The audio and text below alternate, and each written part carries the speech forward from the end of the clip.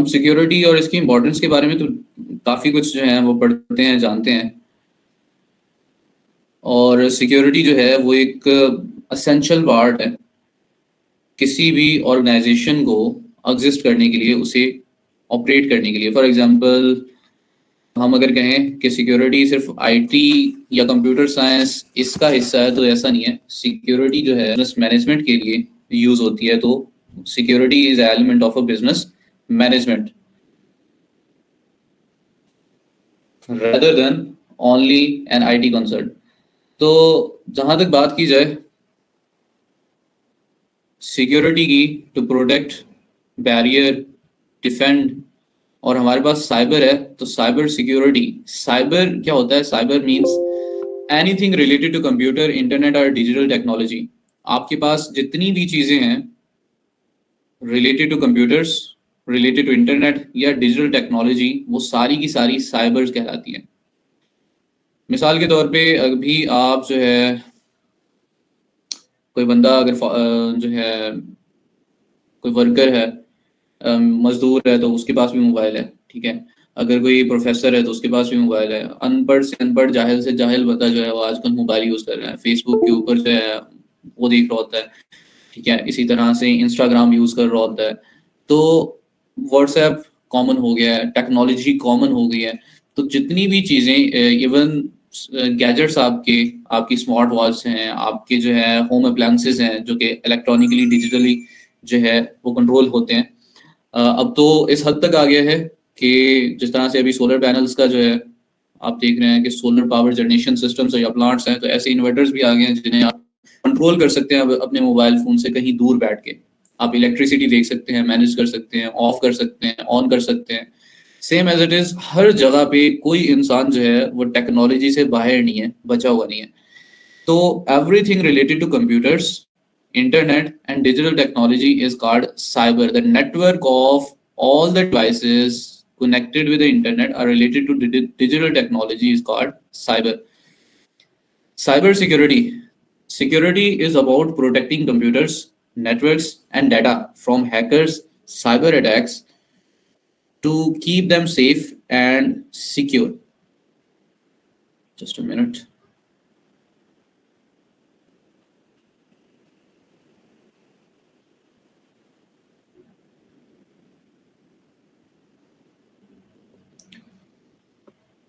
तो हमने जाना है कि साइबर क्या होता है। Cyber anything related to computers, internet और डिजिटल टेक्नोलॉजी। हर एक चीज़, जैसे हम ऑनलाइन ब्राउजिंग करते हैं, वेबसाइट्स ओपन करते हैं, हम ईमेल सेंड करते हैं, सोशल मीडिया यूज़ करते हैं, ऑनलाइन पेमेंट्स करते हैं, ये सारी की सारी साइबर की डोमेन्स के अंदर आती हैं, राइट। और उसके बाद आता है जी हमारे पास cyber security. Security is all about protection, कि आपने कंप्यूटर्स को, नेटवर्क्स को और उनके डाटा को किस तरह से सेफ रखना है। किस चीज से? हैकर से और साइबर अटैक से, अनऑथराइज्ड एक्सेस से। जिस तरह से हम जो है अपने घर के लॉक्स लगाते हैं डोर्स के ऊपर, तो same as it is cyber security ensure करती है कि आपके डिजिटल एसेट्स जो हैं वो सिक्योर रहें। साइबर सिक्योरिटी सिर्फ हैकर्स को रोकना ही नहीं होता, इससे बहुत आगे है साइबर सिक्योरिटी। ये बिजनेसेस को, गवर्नमेंट्स को और इंडिविजुअल यानी इनफरादी तौर पे लोगों को प्रोटेक्ट करती है थ्रेट से। कौन कौन से थ्रेट्स? लाइक मालवेयर्स हैं, फिशिंग अटैक्स हैं, रैंसमवेयर्स हैं, डाटा ब्रीचेस हैं। तो उन सब चीजें से ये प्रोटेक्ट करती है। बिजनेस कॉन्टिन्यूटी के लिए बहुत ज्यादा जरूरी है। तो यहाँ पे हमारे पास जो है तीन जो है CIA ट्राइएड्स हैं जो कि इंश्योर करती हैं। ये पिलर्स हैं साइबर सिक्योरिटी के।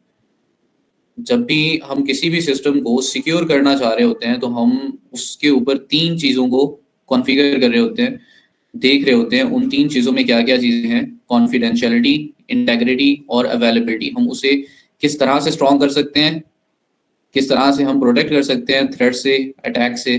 तो हम ये चीज़ जो है वो लास्ट देखते हैं किसी भी सिस्टम के अंदर। नेक्स्ट बेसिकली हमारे पास जो है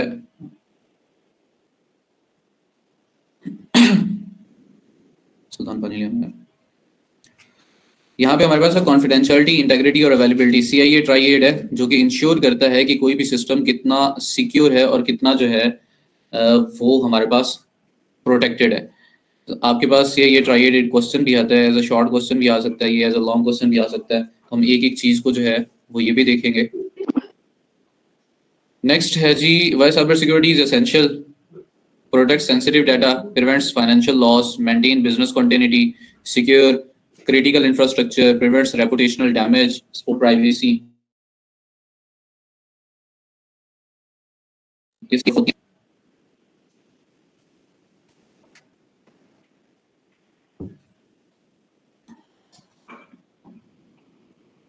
सीआईए ट्राइएड की बात करें तो मेरे पास पहला है जी confidentiality, then we will focus on the integrity और एबिलिटी।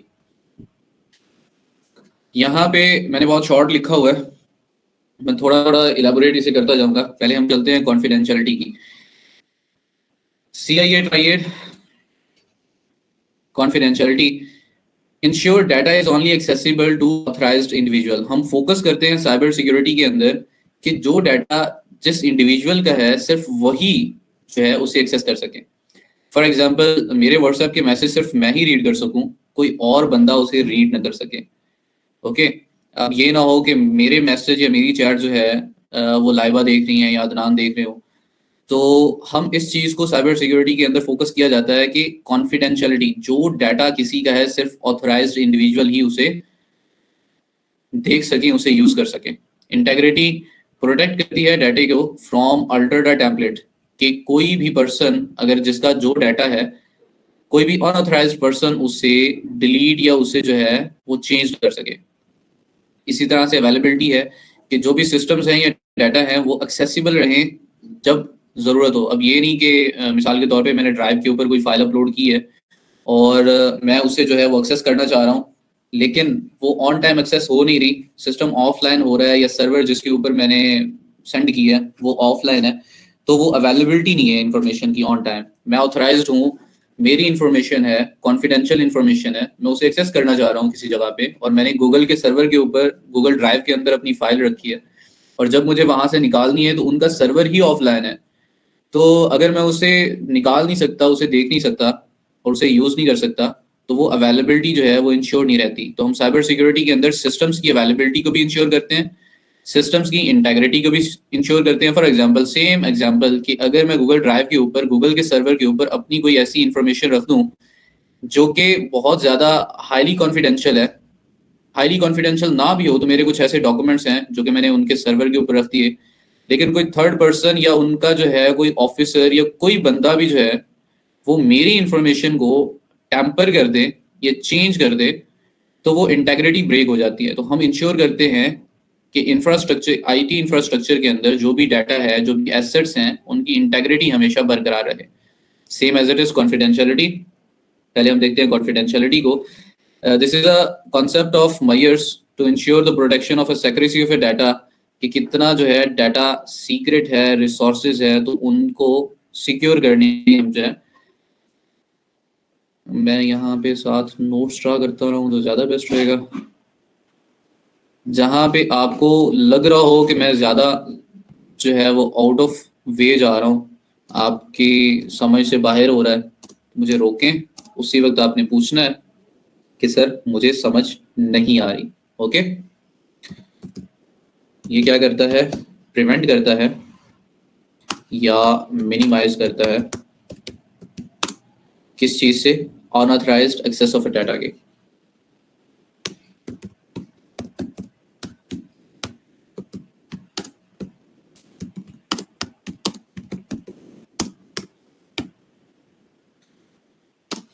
ये प्रोटेक्ट करता है कि कोई भी आपकी secret information, disclosure of confidential information. अब इन केस अगर तो किसी इंफॉर्मेशन की कॉन्फिडेंशियलिटी ब्रेक हो जाए तो क्या क्या चीजें हो सकती हैं। मिसाल के तौर पे मेरा जो है वो डाटा है, हाईली सेंसिटिव डाटा है, सके या उससे जो है रीड कर सके, जो कि उसके लिहाज की है ही नहीं, उसकी है ही नहीं, मेरी इंफॉर्मेशन थी, सिर्फ मेरी एक्सेस के अंदर थी, और कोई तीसरा बंदा जो है उसे एक्सेस कर ले, तो क्या क्या नुकसान हो सकता है। मिसाल के तौर पे, अच्छा मैं थोड़ा इसी और इलेबोरेट कर देता हूँ कि कॉन्फिडेंशियलिटी जब भी ब्रेक होती है किन किन चीज़ों की वजह से ब्रेक होती है। पहला human error, one of the most biggest reason कि जब भी कॉन्फिडेंशियलिटी ब्रेक होती है, फर्स्ट होता है ह्यूमन एरर। इंसान खता का पुतला है, तो ज़्यादा गलतियां इंसान जो है वो खुद करते हैं और उस बिना पे कॉन्फिडेंशियलिटी ब्रेक हो सकती है। ओवरसाइट की वजह से हो सकती है, इनएप्टीट्यूड की वजह से हो सकती है, जिसके अंदर आप जो है अब ये नहीं है कि सिर्फ एंड यूजर एप्लीकेशन का ही कोई गलती कर सकता है या सिस्टम का, ये इवन सिस्टम एडमिनिस्ट्रेटर्स भी जो हैं उनसे भी गलती हो सकती है। जब कोई भी सिक्योरिटी पॉलिसी बनाई जाती है या कोई भी सिक्योरिटी कंट्रोल इंप्लीमेंट किया जाता है, तो उसकी मिसकॉन्फ़िगरेशन की वजह से भी जो है वो ब्रेक हो सकती है। अब इस चीज़ को सिक्योर कैसे किया जा सके, इंश्योर कैसे किया जाए किसी भी सिस्टम की कॉन्फिडेंशियलिटी को, तो कुछ पॉइंट्स हैं कि आपने जब भी कॉन्फिडेंशियलिटी इंश्योर करनी है तो क्या क्या चीज़ें जो है वो इम्प्लीमेंट करनी पड़ती हैं। इंक्रिप्शन है, नेटवर्क ट्रैफिक पैडिंग होता है, आपने सुना होगा। नेटवर्क ट्रैफिक पैडिंग कौन कौन जानता है?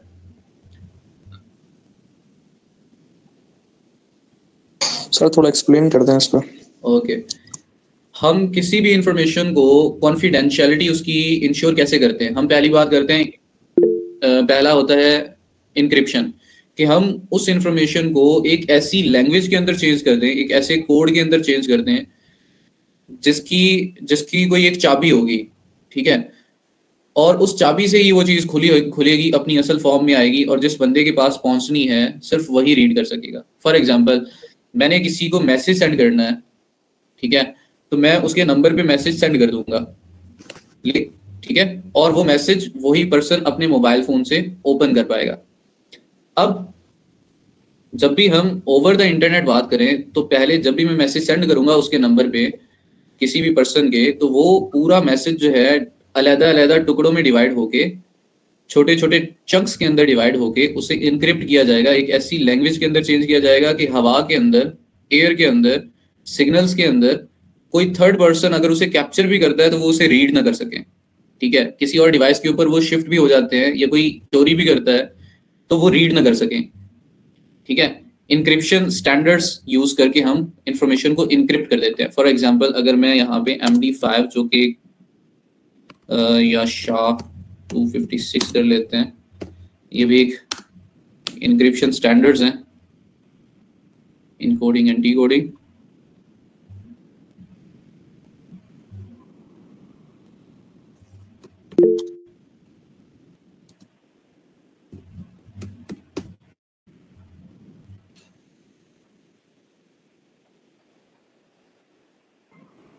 सर जी जी हैशिंग भी यूज हो सकती है सर इन कॉन्फिडेंशियलिटी को इंश्योर करने के लिए? बिल्कुल, वही तो ये कर रहे हैं। हैशिंग और इनकोडिंग में क्या फर्क होता है? अच्छा, दोनों में बताता हूँ। मिसाल के तौर पे मैं किसी को मैसेज सेंड करता हूँ, हाय, आज का प्लान है, आज का प्लान याद है यार,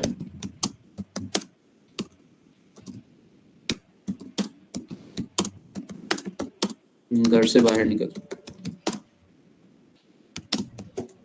मिलना है, ठीक है। और जब आप इसे जनरेट करेंगे, इसे कन्वर्ट कर देंगे, तो आपका मैसेज कुछ इस फॉर्म के अंदर जो है वो टोटल इनक्रिप्ट हो जाता है। ओके, अब किसी जगह पे ये अलग अलग एल्गोरिथम्स होते हैं जो कि आपकी इंफॉर्मेशन को इनक्रिप्ट करते हैं। किसी जगह पे कोई लग रहा है, किसी जगह पे कोई लग रहा है। तो मैंने एक सिंपल MD5 हैश जनरेटर जो है वो यूज करके आपको बताया कि कुछ इस तरह से आपके जो है वो इंफॉर्मेशन स्टोर होती है या जाती है, ट्रैवल करती है। सेम एज इट इज, जब भी आप अपने पासवर्ड स्टोर करते हैं किसी भी वेबसाइट के ऊपर, किसी भी डिवाइस के ऊपर, तो आपके पासवर्ड्स भी हैश वैल्यूज के अंदर स्टोर होते हैं, एज इट इज स्टोर नहीं होते, ठीक है। तो आपकी कॉन्फिडेंशियलिटी को जो है इंश्योर किया जाता है इंक्रिप्शन के साथ। सर ये इंक्रिप्शन हैशेस से डिफरेंट है ना, हैशेस आपकी इंटीग्रिटी को मेंटेन करने का होता है ना, जो सीए का दूसरा पार्ट है। इंक्रिप्शन आपकी इंटेग्रिटी को मेंटेन करने के लिए भी इंक्रिप्शन यूज होती है। अब ये नहीं कि कॉन्फिडेंशियलिटी के लिए आप यूज कर लिए तो आप कहीं और पे से यूज नहीं कर सकते, ठीक है। अच्छा सर, वैसे सर इंक्रिप्शन और हैशिंग में दोनों अलग है ना या सेम ही है? इंक्रिप्शन समझ लो एक ब्रॉड चीज है और उसी के अंदर हैशिंग आती है।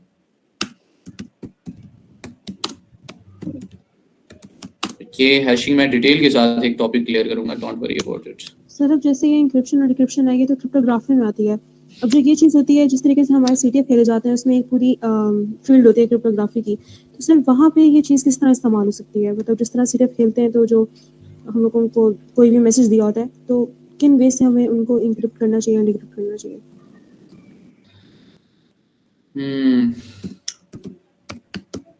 Just a minute. Strict access controls होते हैं आई थिंक। इसी के साथ साथ हमारे पास ऑथेंटिकेशन प्रोसीजर्स हैं।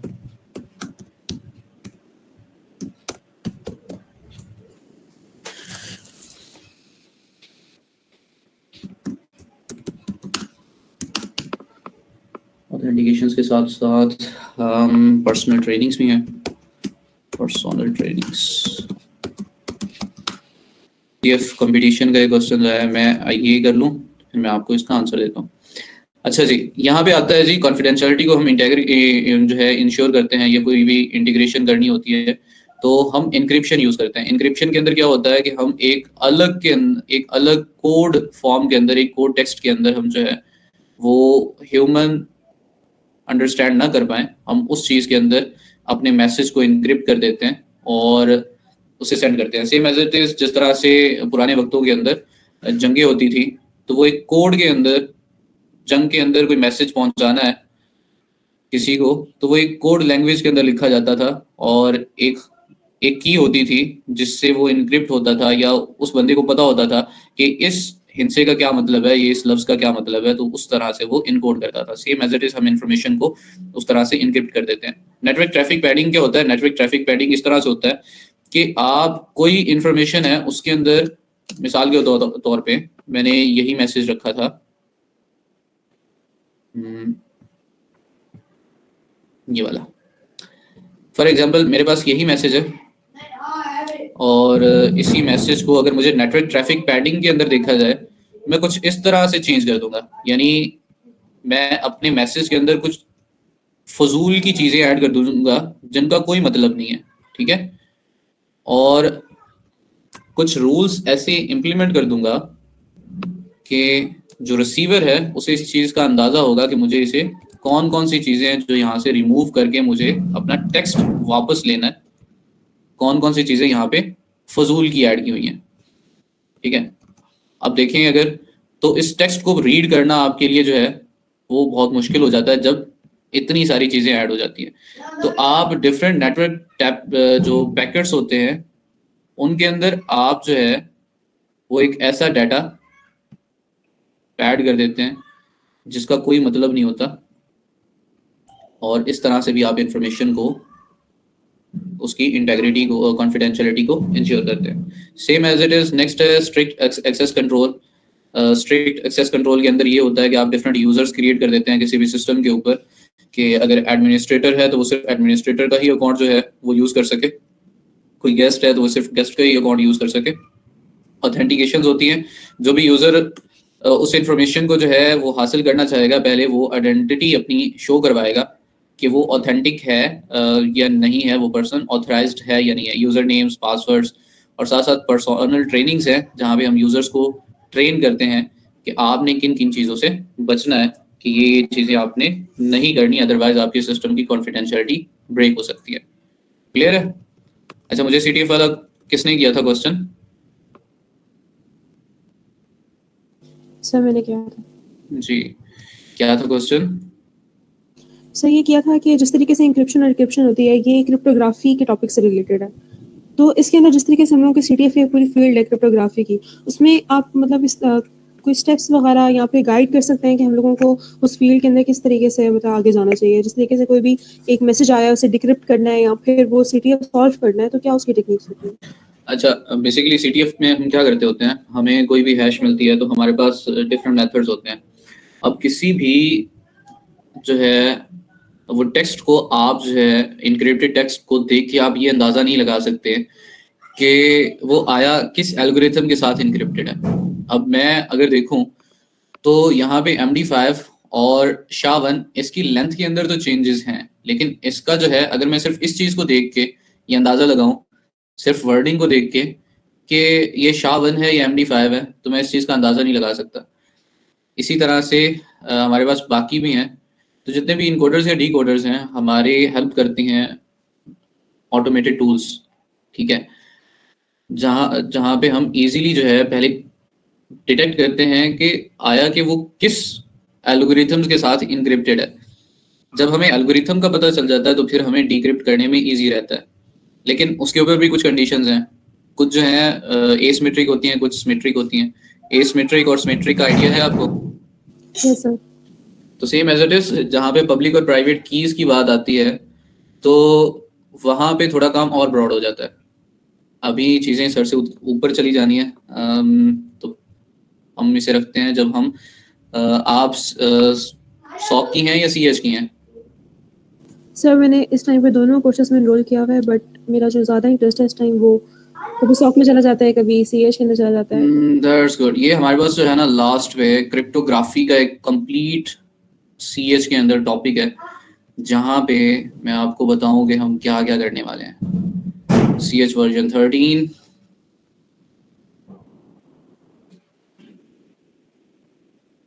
we will learn about cryptography concepts, algorithms, different tools हम देखेंगे, different applications देखेंगे, various attacks देखेंगे, और यहाँ पे भी आपके crypto analysis tools ही यूज हो रहे हैं, ठीक है। तो ये सर ये प्रैक्टिकल वर्क होगा या थ्योरेटिकली करवाएंगे आप? अब मैं थियोरेटिकल इतना बोरिंग टास्क उधर नहीं जाता मैं। ये है कि हम जो है सारे के सारे प्रैक्टिकल करेंगे, और जो जो क्योंकि मैंने ये पढ़े हुए हैं, मुझे आइडिया है कहाँ पे कौन सा जो है सर्टिफिकेशन में आ सकता है क्वेश्चन, और कौन सा कॉन्सेप्ट स्टूडेंट्स के लिए ज़रूरी है देना, तो मैं उसे क्लियर करता जाता हूँ, ठीक है। और साथ साथ मैं आपके साथ शेयर भी करता जाऊँगा। बुक रीडिंग या नोट्स क्रिएशन आपने जो है वो अपनी आदत बना लें। बुक रीडिंग जितनी अच्छी करेंगे उतना ज़्यादा आपको बेनिफिशियल होगा आपके लिए, मज़े की चीज़ है। नेक्स्ट है जी, इंटेग्रिटी की बात की जाए तो protecting data from being Altered और टेम्पर्ड, कि हम इंश्योर करते हैं कि जो भी डाटा है वो कोई उसे चेंज ना कर सके, कोई अनऑथराइज्ड उसे अल्टर ना कर सके, टेम्पर ना कर सके। ये प्रिवेंट करता है कि कोई भी चीज़ जो है अब यहाँ पे इसके भी कुछ पर्सपेक्टिव्स हैं। मिसाल के तौर पे कि हम एक अनऑथराइज्ड पर्सन को मॉडिफिकेशन के लिए, कोई भी मॉडिफिकेशन करता है कोई अनऑथराइज्ड पर्सन, हम उस चीज़ से बचाते हैं सिस्टम को। पहला पर्सपेक्टिव कि एक ऐसा बंदा जिसकी अथॉरिटी नहीं है किसी इंफॉर्मेशन को चेंज करने की, हम सिस्टम या उस इंफॉर्मेशन को उस बंदे से बचाते हैं। फिर एक पर्सपेक्टिव आ जाता है कि एक पर्सन ऑथराइज्ड है, ठीक है, लेकिन हम उसे अनऑथराइज्ड मॉडिफिकेशन नहीं करने देते। मिसाल के तौर पे आपके पास जो है आपके टीचर्स हैं, उनके पास आपकी यूनिवर्सिटी का पोर्टल है, तो आपके मार्क्स लगा सकते हैं। जब आपका सेमेस्टर एंड हो जाता है, कंप्लीट हो जाता है, आपके मार्क्स, आपकी ग्रेडिंग्स कंप्लीट हो जाती हैं, तो अब उनके पास जो है वो अथॉरिटी नहीं है कि वो आपके प्रीवियस किसी सेमेस्टर का रिकॉर्ड चेंज कर सके, ठीक है। अगर तो वो इवन टीचर हैं, ऑथराइज्ड हैं, ठीक है, लेकिन फिर भी वो कहीं ऐसी एक्टिविटी परफॉर्म कर दें कि वो आपके प्रीवियस किसी सेमेस्टर का जाके रिजल्ट चेंज कर दें, तो वो अनऑथराइज्ड वे के साथ जो है वो अनऑथराइज्ड मॉडिफिकेशन कर रहे हैं, या कोई अनऑथराइज्ड जो है वो मिस्टेक कर देते हैं। तो हम उस चीज़ से भी सिस्टम या इंफॉर्मेशन को बचाते हैं।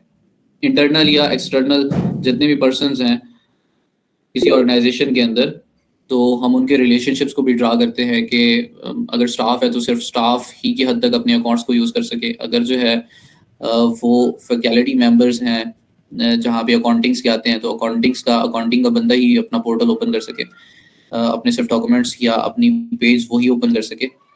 तो हमारे पास यहाँ पे इंटेग्रिटी आ जाती है ये।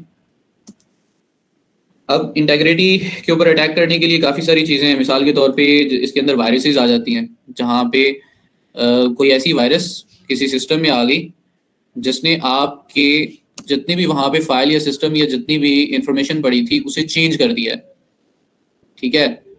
वायरसेस का मतलब काम क्या होता है, वायरसेस सेपरेट होती हैं। मिसाल के तौर पे मेरा सिस्टम है, यहाँ पे कोई वायरस की फाइल आ गई है, तो वायरस खुद को रेप्लिकेट करता है, और इतना रेप्लिकेट करता है कि आपका सिस्टम और उसमें पड़ी फाइल्स या डाटा जो है वो अल्टर हो जाता है, चेंज हो जाता है, एक्सेस नहीं कर पाते आप, ठीक है। तो वायरसेस भी आपकी इंटेग्रिटी ब्रेक कर सकती हैं।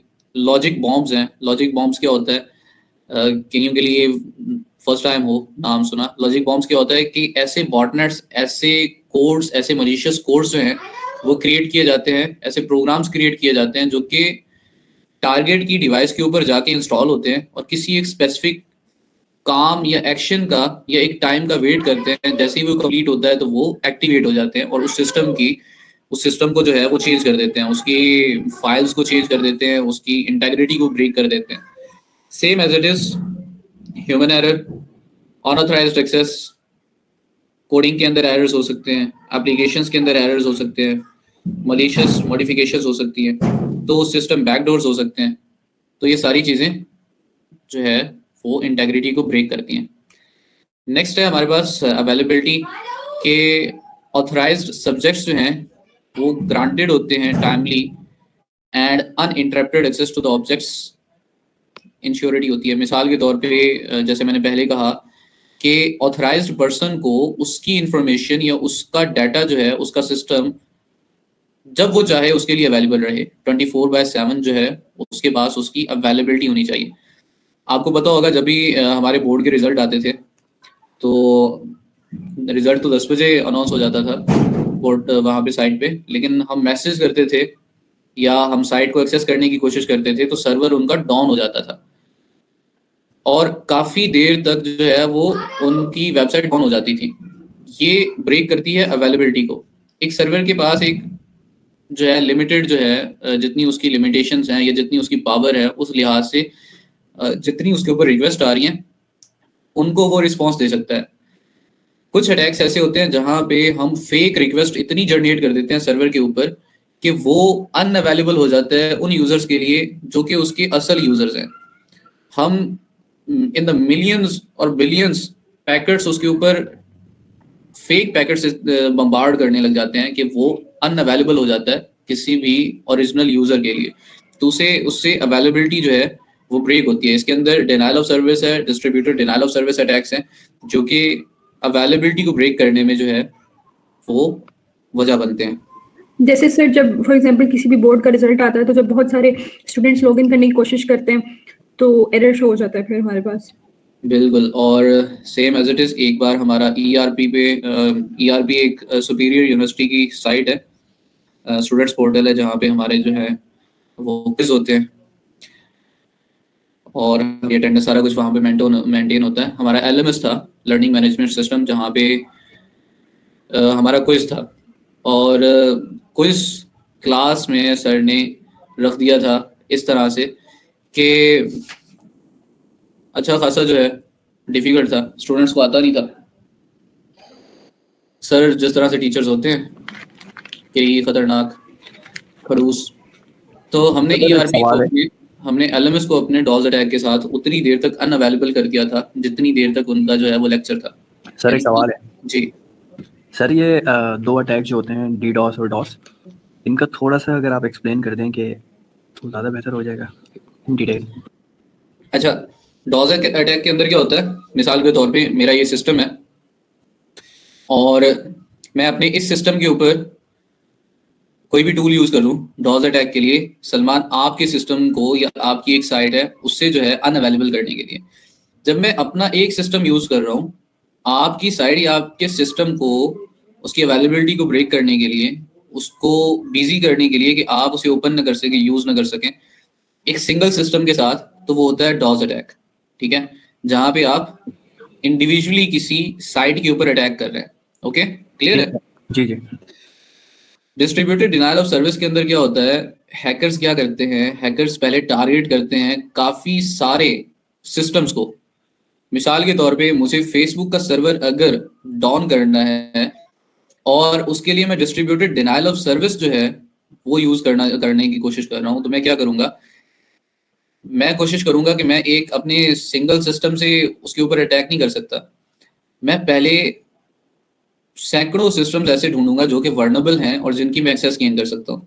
ठीक है, करने के बाद उन्हें मैं, जिस तरह से आप वो कहते हैं ज़ॉम्बी सिस्टम्स, मैं उन्हें कंट्रोल कर रहा हूँ और उन सारे सिस्टम्स को यूज करके थ्रू उन दैट सिस्टम्स मैं फेसबुक के सर्वर के ऊपर अटैक कर रहा हूँ।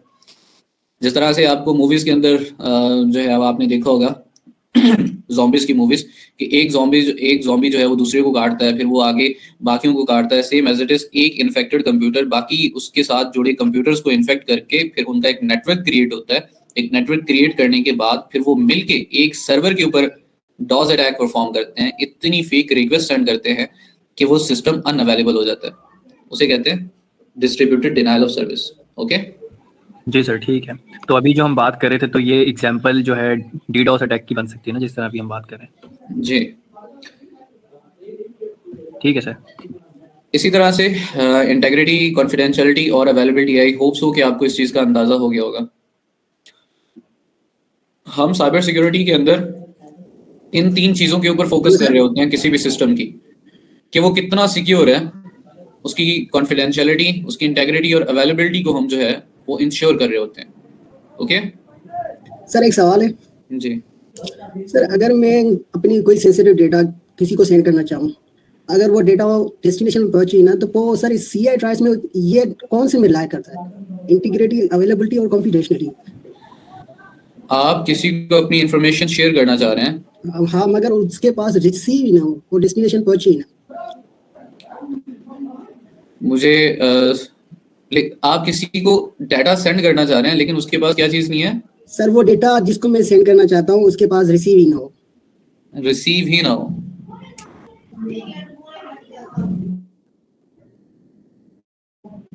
अच्छा, एक डाटा आप सेंड करना चाह रहे हैं लेकिन रिसीव ही ना हो, तो अवेलेबिलिटी नहीं होगी। ठीक है, इसके साथ साथ अभी मैं आपको बताता हूँ, मिसाल के तौर पे आपको डाटा सेंड कर दिया लेकिन उसके अंदर कॉन्फिडेंशियलिटी भी ब्रेक हो सकती है कि कोई और बंदा उस डाटे को जो है अगर तो रास्ते में उसने कैप्चर कर लिया है तो कॉन्फिडेंशियलिटी ब्रेक हो सकती है। अगर आपने मैसेज किया है लेकिन उस मैसेज को चेंज कर दिया गया है तो इंटेग्रिटी ब्रेक हो सकती है। लेकिन अगर आपने किसी को मैसेज सेंड किया है लेकिन उसको डिलीवर ही नहीं हुआ तो अवेलेबिलिटी भी ब्रेक हो सकती है। तो एट अ टाइम आपके पास ये तीनों चीजें भी ब्रेक हो सकती हैं, कोई एक भी ब्रेक हो सकती है, कोई 2 भी ब्रेक हो सकती है। Okay sir, got it. Okay,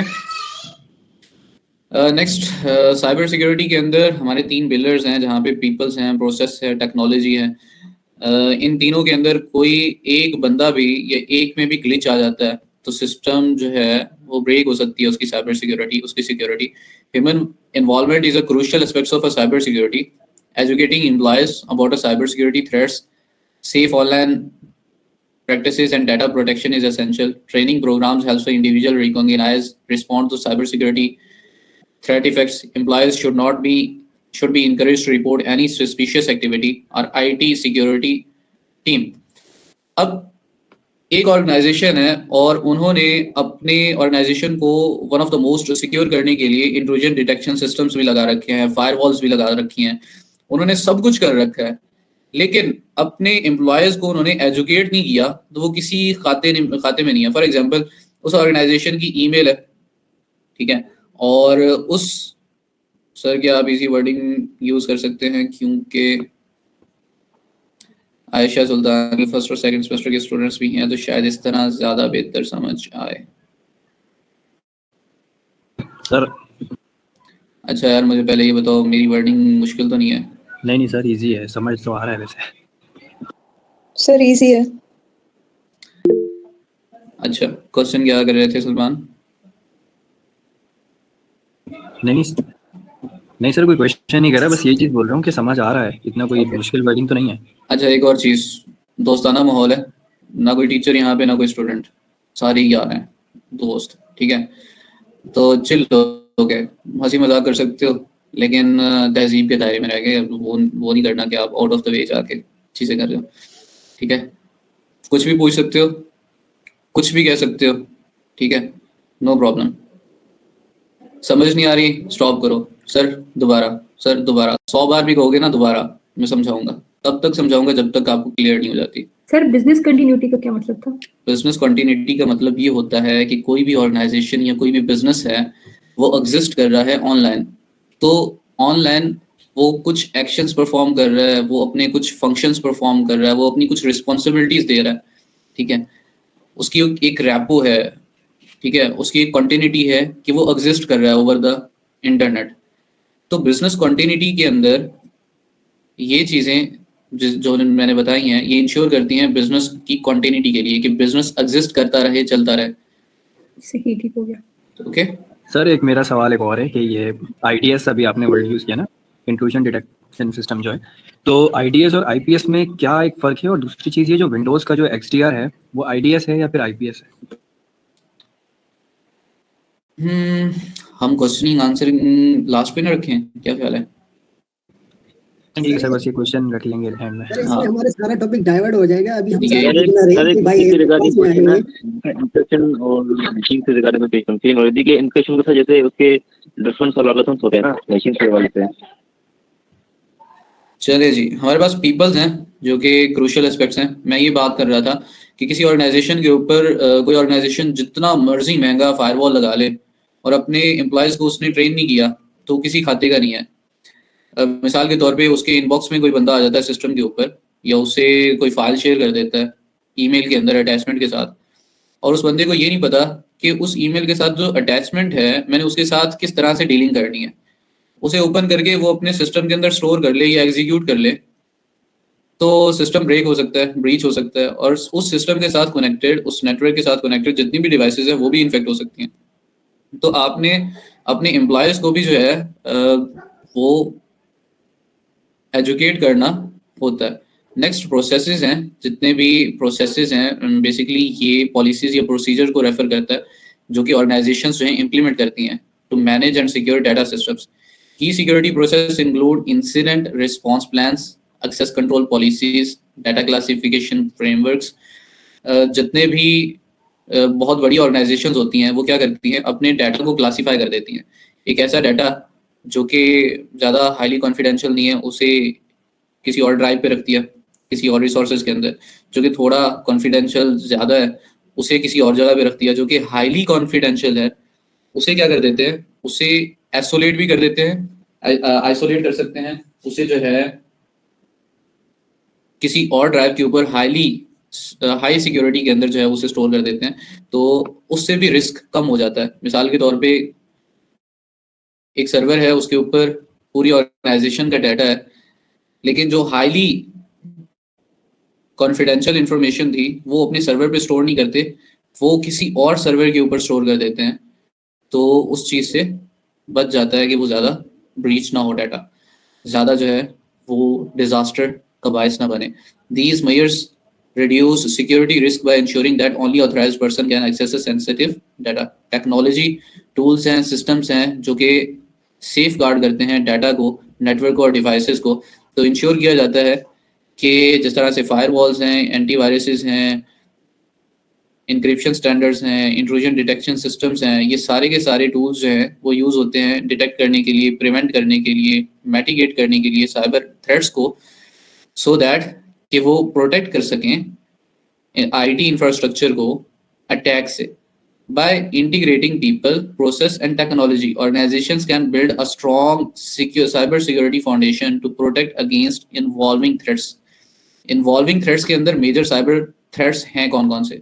अब ये चीज़ as a SOC analyst आपको भी पता होनी चाहिए और as a certified ethical hacker आपको भी पता होनी चाहिए कि ये चीज़ें होती क्या है, इनसे बचा कैसे जाता है, इन्हें डेवलप कैसे किया जाता है, इन्हें डिजाइन कैसे किया जाता है और इसे इम्प्लीमेंट कैसे किया जाता है। एज अ हैकर आपको पता होना चाहिए मालवेयर्स को यूज कैसे करना है, मालवेयर्स को डेवलप कैसे करना है, और एज अ सॉक एनालिस्ट आपको पता होना चाहिए कि मालवेयर्स को आपने रिवर्स इंजीनियर कैसे करना है, आपने मालवेयर एनालिसिस कैसे करनी है, आपको पता होना चाहिए कि कौन से मालवेयर की कितनी इम्पैक्ट क्रिएट कर रहा है, वो कम्युनिकेट कैसे कर रहा है विद इंटरनेट, और उसका जो है कमांड एंड कंट्रोल सर्वर कहाँ पे है, उसकी इंफॉर्मेशन कैसे निकालनी है थ्रू मालवेयर। फिशिंग क्या होता है, एज अ हैकर आपको पता होना चाहिए कि आपने किस तरह से फिशिंग टेक्निक्स को यूज करके किसी भी अपने टारगेट को किस तरह से टारगेट करना है, और एज अ सॉक एनालिस्ट आपको पता होना चाहिए कि आपके ऑर्गेनाइजेशंस के अंदर अगर कोई फिशिंग अटैक परफॉर्म हो रहा है तो आपने उसे किस तरह से इन रूल्स के साथ जो है वो डिटेक्ट करना है।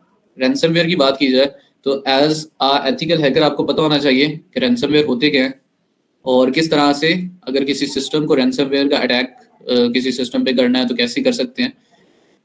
और एज अ सॉक एनालिस्ट आपको पता होना चाहिए कि अगर किसी सिस्टम के ऊपर रैंसमवेयर अटैक होता है तो आप उस सिस्टम को रिकवर कैसे कर सकते हैं। डिनायल ऑफ सर्विस और distributed denial of service, as a ethical hacker आपको पता होना चाहिए कि होते क्या है, इसे कैसे जो है वो आप इम्प्लीमेंट कर सकते हैं, कैसे जो है वो आप इसे यूज़ कर सकते हैं, और एज अ सॉक एनालिस्ट आपको पता होना चाहिए ये क्या होता है और इसे सिस्टम को कैसे बचाया जा सकता है।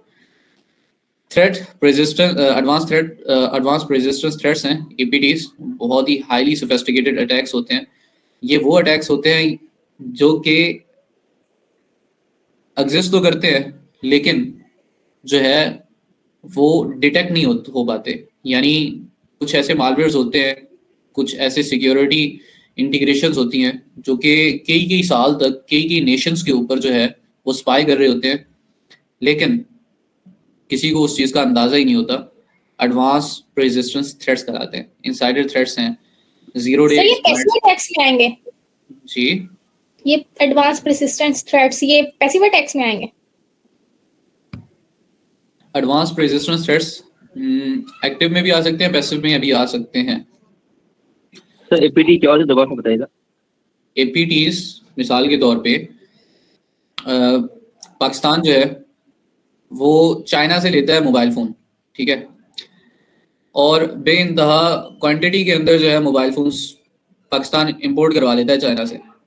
चाइना ने कोई ऐसे सॉफ्टवेयर्स या कोई ऐसे मालवेयर्स इंजेक्ट करके उन मोबाइल डिवाइसेस के अंदर भेज देता है कि उनके जितने भी यूज़र्स होंगे यूज़ करने वाले, उनकी इन्फॉर्मेशन को वो स्पाई कर रहे हैं, ठीक है, पूरी एक चीज़ पे नज़र रख रहे हैं, वेबकैम्स या माइक्रोफोन, हर एक चीज़ की एक्सेस स्कैन कर रखी है उन्होंने, सही है।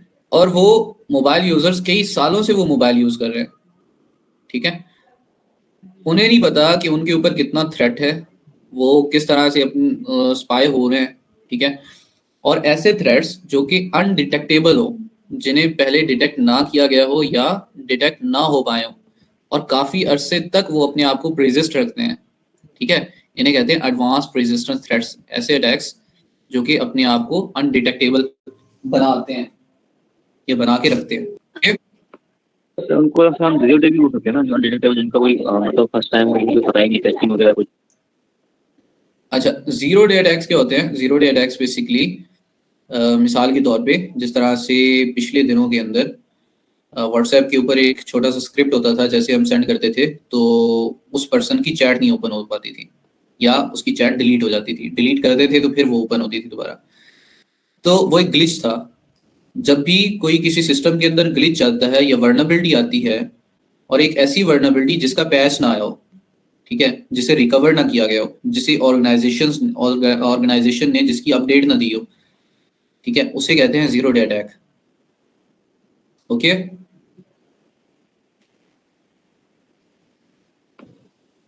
सर इसको फाइनली थोड़ा और एक्सप्लेन करें जीरो डे एक्सप्लॉइट में। अच्छा, जीरो डे अटैक के अंदर क्या होता है? मिसाल के तौर पे विंडो 11 है, विंडो 11 के अंदर कोई ऐसा ग्लिच आ जाए कि डिफरेंट अकाउंट्स क्रिएट होते हैं विंडोज़ के ऊपर, एक यूज़र दूसरे यूज़र का अकाउंट एक्सेस कर सके, ठीक है, और ये एक बहुत बड़ा ग्लिच है। अब ये वर्नेबिलिटी आई है, लेकिन ये वर्नेबिलिटी एग्जिस्ट कर रही है काफ़ी दिनों से। जब भी न्यू जो अपडेट आई है विंडो के अंदर, उसके अंदर भी इसे रिकवर नहीं किया गया, यानी अपडेट्स आ रही हैं लेकिन वो वर्नेबिलिटी अभी तक एग्जिस्ट कर रही है, ठीक है, उसे कहते हैं जीरो डे अटैक। या ऐसी वर्नेबिलिटी जिसका ऑर्गेनाइजेशंस को या डेवलपर्स को नॉलेज नहीं है, in simple way. Okay sir, got it. Okay, social engineering basically क्या होता है? जिस तरह से फ्रॉडुलेंट जो है वो कॉल्स आ रही होती हैं, आपको मैसेज आ रहे हैं बेनज़ीर इनकम सपोर्ट से, बिलाल भाई ने 60,000 जीत लिया है, ठीक है, आप जो है आपके नंबर पे ट्रांसफ़र हो गया है, आप बाकायदा व्हाट्सएप नंबर पे रब्ता करें हमसे। या क्या होता है कि बिलाल भाई, अच्छा, सोशल इंजीनियरिंग की बहुत सारी जो है वो अभी इतनी ज़्यादा हो गई है, ये तो सर इस पर काफी मूवीज भी आ गई हैं। जी, मूवीज भी आ गई हैं सर इस पर काफी। मूवीज भी हैं जी, आप जो है सोशल इंजीनियरिंग एक बुक है, वो करके देखिएगा, बहुत जबरदस्त है।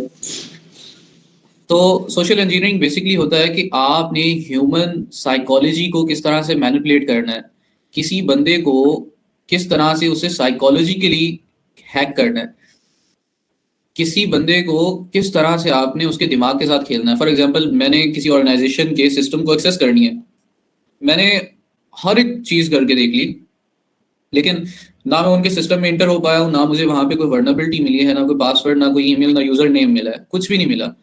तो मैं क्या करूंगा, मैं अपनी सोशल इंजीनियरिंग को जो है वो हथियार बनाऊंगा। मैं उस ऑर्गेनाइजेशन में वर्क करने वाले किसी एक बंदे के साथ दोस्ती करूंगा, ठीक है, उसकी हर एक सारी रूटीन देखूंगा, देखने के बाद मैं उसके साथ दोस्ती करूंगा। दोस्ती यारी के अंदर मैं उससे इतना घुल मिल जाऊंगा कि किसी ना किसी तरीके से मैं उसके मुंह से उसकी कॉन्फिडेंशियल इंफॉर्मेशन निकलवा सकूं। सोशल इंजीनियरिंग है।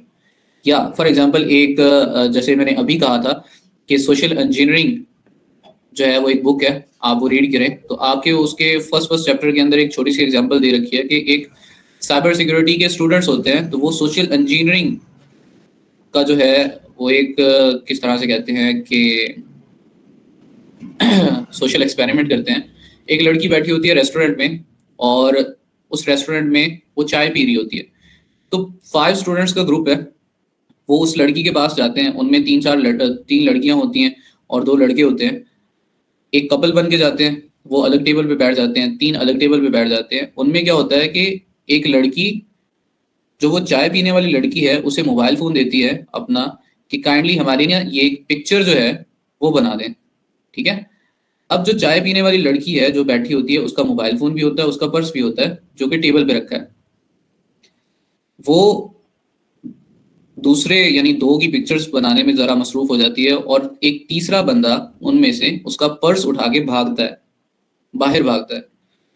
तो लड़की पैनिक हो जाती है और क्योंकि काफी सारी चीजें थी उसकी पर्स के अंदर, एटीएम भी था उसका, ठीक है, उसके पैसे भी थे, वॉलेट भी था, हर एक चीज थी उसके अंदर। तो अब उस चीज का फायदा उठाते हुए जो वो 3 अलग से बैठे थे लड़के, वो आते हैं उसके पास और कहते हैं कि मैम हम आपका चोर पकड़ते हैं। एक चोर के पीछे भाग जाता है, 2 पीछे लड़की के पास बचते हैं। वो कहते हैं कि मैम बताएं आपके पर्स के अंदर क्या गया था। तो वह कहती है मेरा तो एटीएम भी था, मेरा मोबाइल फोन भी था। तो वो कहते हैं, एक कहता है कि आपका एटीएम ब्लॉक करवाना पड़ेगा, तो काइंडली मुझे आप अपनी एटीएम की इन्फॉर्मेशन दे, आपके बैंक से हम आपका एटीएम ब्लॉक करवाएं। ये ना हो कि वो चोर जो है वो आपका एटीएम कहीं पे यूज कर ले। तो वो सारी इन्फॉर्मेशन इस तरह से ले लेते हैं। सेम एज इट इज वो कहते हैं कि आपके मोबाइल को ट्रेस करते हैं, तो आप अपने जीमेल का जो है पासवर्ड बताएं, जीमेल लॉगिन करवाएं। तो वो उसी वक्त अपनी जीमेल और पासवर्ड भी दे देती है। तो चोर चोरी करके भाग गया और बाद में उससे उसकी कंडीशन का फायदा उठाते वक्त हुए, जो कि उसकी हालत थी, उसके दिल में डर भी था उस वक्त, उसके दिल में जो था, जो उसकी कंडीशन थी उस वक्त, परेशानी भी थी उस पर। तो उस चीज को यूज करके उस लड़की के इमोशंस को यूज करके आप जो है उन्होंने उसे सोशल इंजीनियरिंग का फायदा उठाते हुए उसे मैनिपुलेट किया, उसके दिमाग को। ये होती है सोशल इंजीनियरिंग। उसी बुक में आपको बताया जाता है कि किसी पर्सन के फेस एक्सप्रेशंस के साथ आप किस तरह से उसकी जो है कैफियत का अंदाजा लगा सकते हैं, खुशी का, गमी का, और किस तरह से आप उसे टारगेट कर सकते हैं, किस बंदे के साथ किस तरह से गुफ्तगू करनी है। क्रेडेंशियल्स स्टफिंग है, बॉटनेट्स हैं, एसक्यूएल इंजेक्शंस हैं, सप्लाई चेन अटैक्स हैं, आईओटी बेस्ड अटैक्स हैं, क्लाउड सिक्योरिटी थ्रेट्स हैं।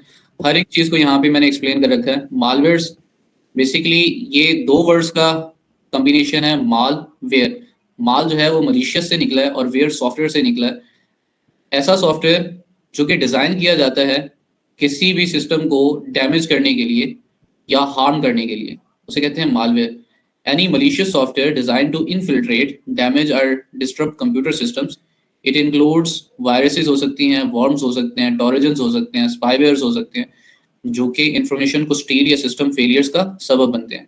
फिशिंग अटैक्स के किसी की भी सेंसिटिव इंफॉर्मेशन को रिवील करने के लिए, जिस तरह से लॉगिन पेज हैं, लॉगिन क्रेडेंशियल्स हैं, फाइनेंशियल डिटेल्स हैं, पर्सनल डाटा है, तो फ्रॉडुलेंट ईमेल्स यानी फ्रॉड ईमेल्स और वेबसाइट्स बना के फिशिंग अटैक्स परफॉर्म किए जाते हैं ताकि किसी के लॉगिन क्रेडेंशियल्स को हासिल किया जा सके, फाइनेंशियल डिटेल्स हासिल की जा सकते हैं, या पर्सनल डाटा जो है वो हासिल किया जा सके।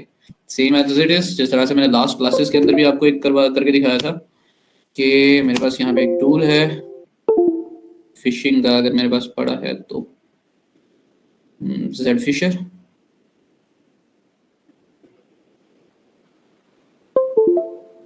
अच्छा, जेड फिशर को छोड़ो, यहाँ पे हमारे पास एप्लीकेशंस हैं। पेन टेस्टिंग के अंदर जाते हैं तो आप यहाँ पे देखेंगे कि यहाँ पे आपके पास काफ़ी सारे टूल्स हैं। इन्हीं के अंदर हमारे पास जो है credential surfing, boost exploitation, maintaining access, vulnerability analysis, most common tools, social engineering, reverse engineering, reporting digital,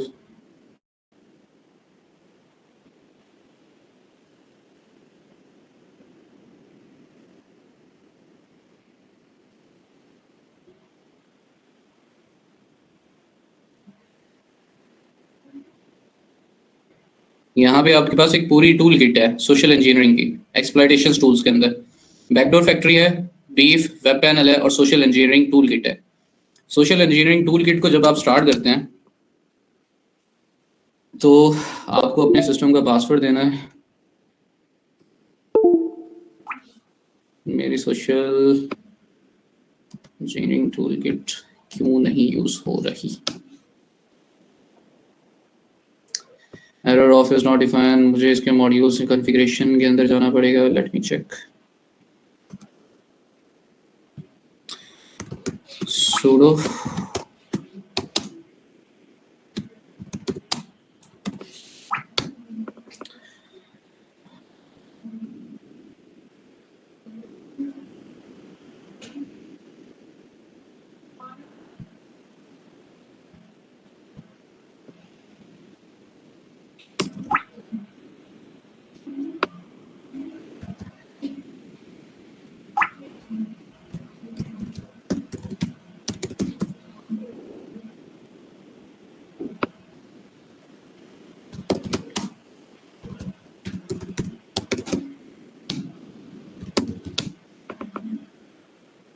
Apache server is off. इस लाइन के अंदर एरर है, मुझे इसे ऑन करना है। Apache server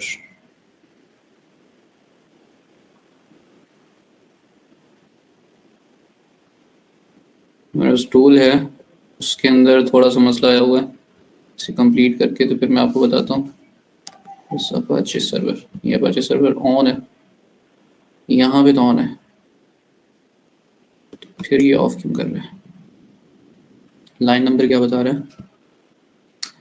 line number 34 and line number 114 configuration. Line number 34, line number 34, 53, 34। Sir आप ये काली लिनक्स यूज कर रहे हैं?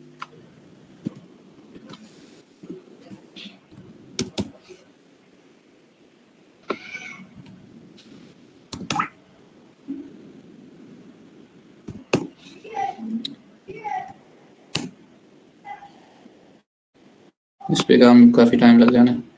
अच्छा sir Apache server manually on करें आप, रन करें। नहीं, वो ऑन है मेरा। सर जी फिशर से नहीं हो जाएगा डायरेक्ट? हो जाता है। मेरे पास जी फिशर आई थिंक इंस्टॉल है, और अगर नहीं है तो मैं आप बल्कि यहाँ वहाँ पे इंस्टॉल करते कराते काफ़ी टाइम लग जाना है। गूगल कंसोल पे जाते हैं, मैं आपको जल्दी से क्लाउड कंसोल। जब भी आपका लिनक्स नहीं चल रहा हो विंडोज़ के ऊपर और आपको कोई जल्दी टास्क परफॉर्म करना है या आपका नेट नहीं सही चल रहा, तो आप गूगल क्लाउड कंसोल पे जाके आपको ये लिनक्स का टर्मिनल देते हैं, ठीक है। और वहाँ पे टर्मिनल के ऊपर जाके आप इजीली जो भी एक्टिविटीज़ परफॉर्म करनी है आप कर सकते हैं, ठीक है। लेकिन ध्यान रहे कि आपका अकाउंट यूज़ होगा वहाँ पे। मिसाल के तौर पे यहाँ पे मैंने जी फिशर गिटहब है, मेरे पास फिशिंग अटैक्स के लिए एक टूल है।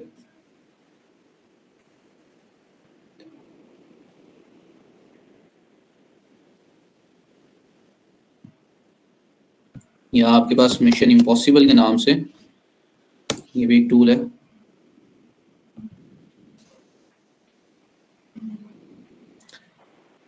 यहाँ पे आना है आपने, एक्टिवेट क्लाउड शेल।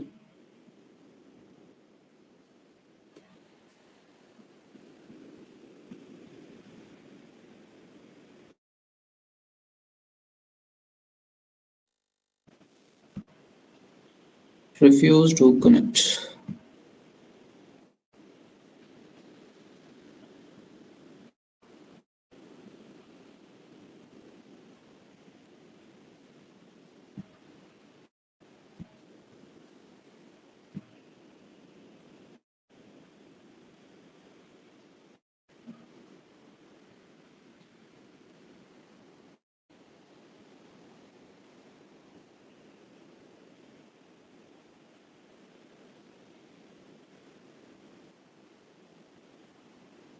तो ये जैसे आप गूगल क्लाउड कंसोल यूज कर रहे हैं वैसे हम लिनोड भी तो यूज कर सकते हैं ना। जी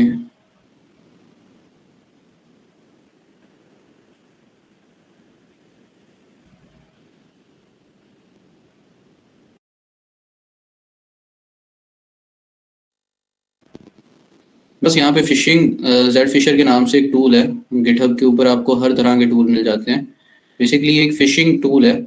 इसके अंदर क्या होता है कि ये आपको फेक पेज क्रिएट करके देखता है। ठीक है, मिसाल के तौर पे आपको फेसबुक का करना है, ये जो भी यहाँ पे काफ़ी सारे प्लेटफॉर्म्स हैं, तो इसे यूज़ करने के लिए आपको यहाँ पे कमांड्स भी दे रखी हैं कि आपने सिंपल इसे क्लिक करना है, यहाँ पे अपने टर्मिनल पे जाना है, सेम एज इट इज़ इसे कॉपी कर देना है। मेरे पास जेड फिशर ऑलरेडी कह रहा है कि आपके पास मौजूद है। लेट मी चेक एलिस, ये पड़ा है मेरे पास, जेड फिशर ऑलरेडी है। मुझे मिशन इम्पॉसिबल भी एक बार देख लेना चाहिए, ये भी पड़ा है। ठीक है, तो मिशन इम्पॉसिबल मैं यूज़ करके देखता हूँ। तो जब भी टूल के अंदर जाना है आपको, तो CD की कमांड दे के 22, ये सारी कमांड्स मैं आपको बताऊंगा, इस पे टेंशन नहीं लेनी। अभी मैं बता रहा हूँ कि आपको फिशिंग होती क्या है और वो करते कैसे हैं। इस टूल को रन करने के लिए मुझे यहाँ पे इससे जो है वो रन करना होगा by using a Bash command या इस तरह से, और उससे पहले मुझे एज अ सुपर यूज़र इसे रन करना है। यहाँ पे एक बताया गया है कि आप बाय डिफ़ॉल्ट अटैक परफॉर्म करना चाह रहे हैं या खुद के फिशिंग जो है वो अटैक बनाने के लिए कोई मैनुअल अटैक्स परफॉर्म करना चाह रहे हैं, किसी अटैक को कस्टमाइज करना चाह रहे हैं या कोई VPN या ईमेल्स करना चाह रहे हैं। तो ये सारी चीज़ें मुझे अभी बाय डिफ़ॉल्ट, इसके कुछ टेम्पलेट्स हैं, मुझे उनमें से कोई यूज़ करना है। तो मैं बाय डिफ़ॉल्ट के ऊपर जाऊँगा, यहाँ से मुझसे पूछ रहा है, ठीक है, कि आप किस चीज़ के ऊपर एक फेक लॉगिन पेज क्रिएट करना चाह रहे हो। फॉर एग्जांपल मैं जीमेल के ऊपर जाता हूँ या इंस्टाग्राम फॉलोअर्स के ऊपर जाते हैं हम। तो इंस्टाग्राम फॉलोअर्स 22 करता हूँ मैं। आप किसी को सेंड करते हो कि यार ये लिंक है, इससे आपको इंस्टाग्राम के फॉलोअर्स मिल रहे हैं, तो आप इसके ज़रिए लिंक क्रिएट करके दे सकते हो उसे। क्लाउडफ्लेयर रिकमेंडेड है, ये डिफरेंट सर्वर्स हैं जिनके ऊपर आपका लिंक होस्टेड होगा। तो मैं थर्ड वाला यूज़ करूँगा। सर मेरा क्वेश्चन था जी, हम लोग जो क्लाउडफ्लेयर पे बनाते हैं तो उससे वो लिंक जो है लेजिट नहीं लगता है, वो बेसिकली क्लाउडफ्लेयर लिखा हुआ आ रहा होता है। तो हम उस लेजिट लिंक को नहीं बना सकते? जैसे फॉर एग्जांपल हम फेसबुक का बना रहे हैं तो हम उसको सिर्फ फेसबुक की लिंक पे बना लें, जैसे www.facebook.com, अब उसमें क्लाउडफ्लेयर यूज ना हो। अच्छा, जब आप टेम्पलेट्स खुद के यूज़ करते हैं, अब सेम एज इट इज़ उसी डोमेन को आप जो है होस्ट नहीं कर सकते। www.facebook.com जो है, अगर फेसबुक की डोमेन है तो आपको कम से कम फेसबुक की डोमेन के लिए सेम उसी डोमेन को यूज़ करने की बजाय आप उसे दोबारा से उसे होस्ट नहीं कर सकते। आप ये नहीं कर सकते कि आप उसी के ऊपर कोई वेबसाइट होस्ट करके यूज़र्स को आप जो है सोशल इंजीनियरिंग का जो है मज़ा चखाएं। इस तरह से नहीं होता, आपको डोमेन के अंदर जो है वो चेंजेस करनी पड़ती हैं। यहाँ पे लिंक जनरेट नहीं हुआ सही तरह से, Ctrl+C। मार्केटिंग कर रहे होते हैं ना। जीमेल पे करके देखते हैं, क्लाउडफ्लेयर।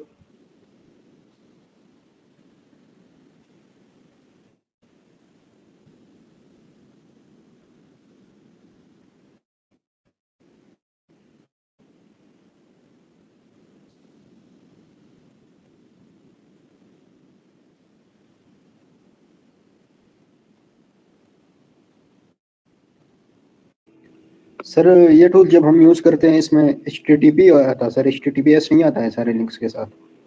आता है, HTTPS भी आता है। आपके पास HTTP का लिंक जनरेट भी होता है, HTTPS का भी होता है।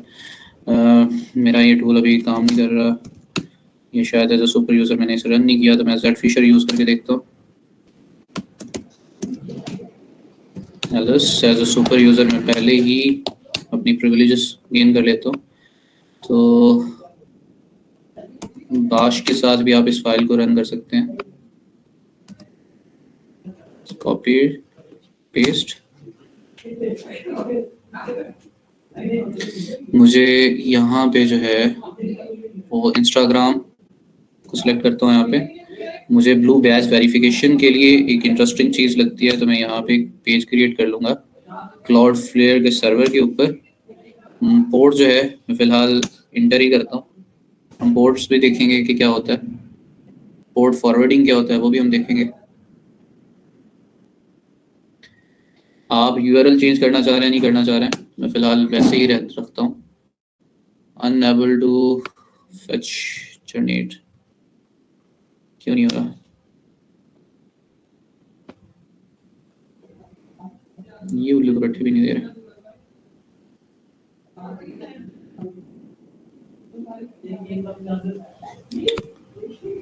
Traditional login page, auto detect software. Sir हमें इसमें कस्टम पोर्ट को यस करना पड़ता है।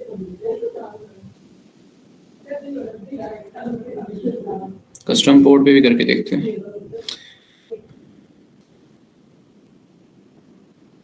Status online, up to date, Instagram, blue batch, port forwarding service, Cloudflare. उसके बाद do you want a custom port? मैं कस्टम पोर्ट कर भी दूं तो 8080 कर, शिट वंस अगेन।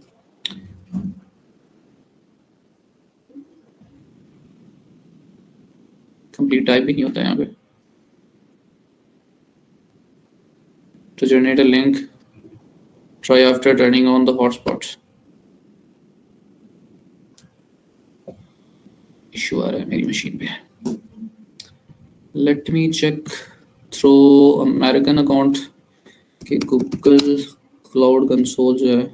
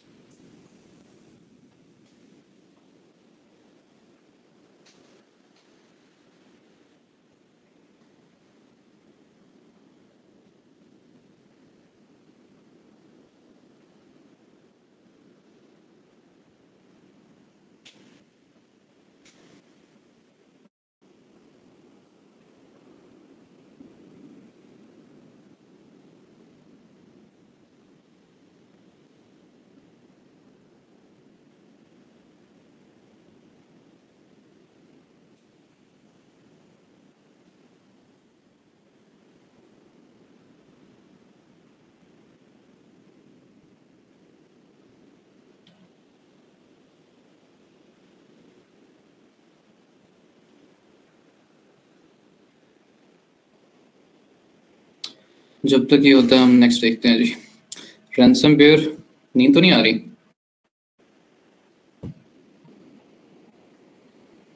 रैंसमवेयर क्या होता है? एक ऐसा मालवेयर होता है जब भी किसी विक्टिम की मशीन की जी विशिंग और इंजीनियरिंग का पार्ट है। विशिंग और फिशिंग। विशिंग होता है थ्रू फोन कॉल कि जब भी कोई थ्रू फोन कॉल आपको जो है वो आपके साथ फ्रॉड करने की कोशिश कर रहा होता है, उसे हम विशिंग कहते हैं। थ्रू ईमेल्स या वेबसाइट्स आपके साथ कोई फ्रॉड करने की कोशिश कर रहा है तो वो हमारे पास फिशिंग कहलाता है। अच्छा सर, जैसे आपने कहा सोशल इंजीनियरिंग एग्जांपल दिया था कि कोई बेनजीर इनकम सपोर्ट को कॉल आती है उसको हम सोशल इंजीनियरिंग बोलते हैं सर, वो भी एक विशिंग होती है ना मेरे ख्याल से।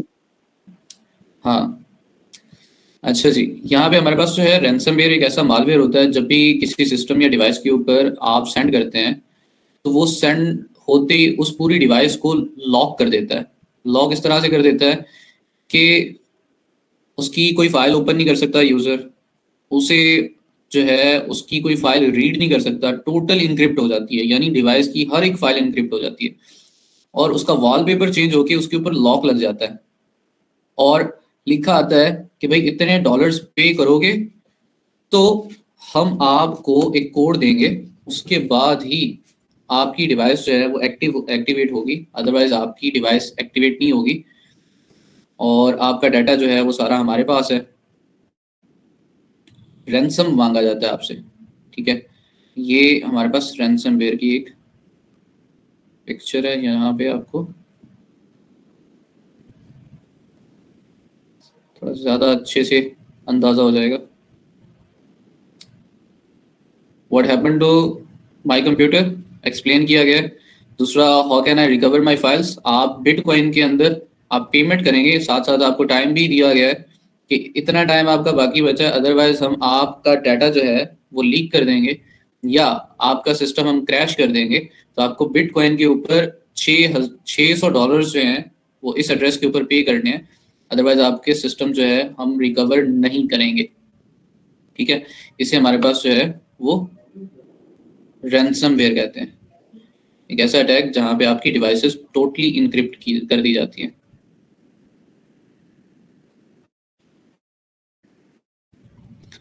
उसके बाद denial of service, distributed denial of service, insider attack, ये हमने एक्सप्लेन कर लिया है। इनसाइडर अटैक्स होते हैं कि किसी ऑर्गेनाइजेशन के अंदर ही काम करने वाला कोई एम्प्लॉय, कोई कॉन्ट्रैक्टर या कोई वेंडर जो है वो उस ऑर्गेनाइजेशन के सिस्टम्स को या उसकी डेटाबेसेस को या डाटे को जो है वो हार्म पहुंचाए।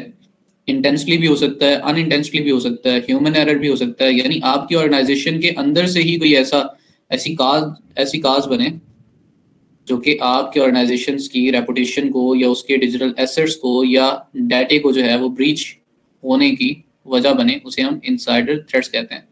जीरो डे अटैक हमने देखा। मैन इन मिडल अटैक क्या होता है?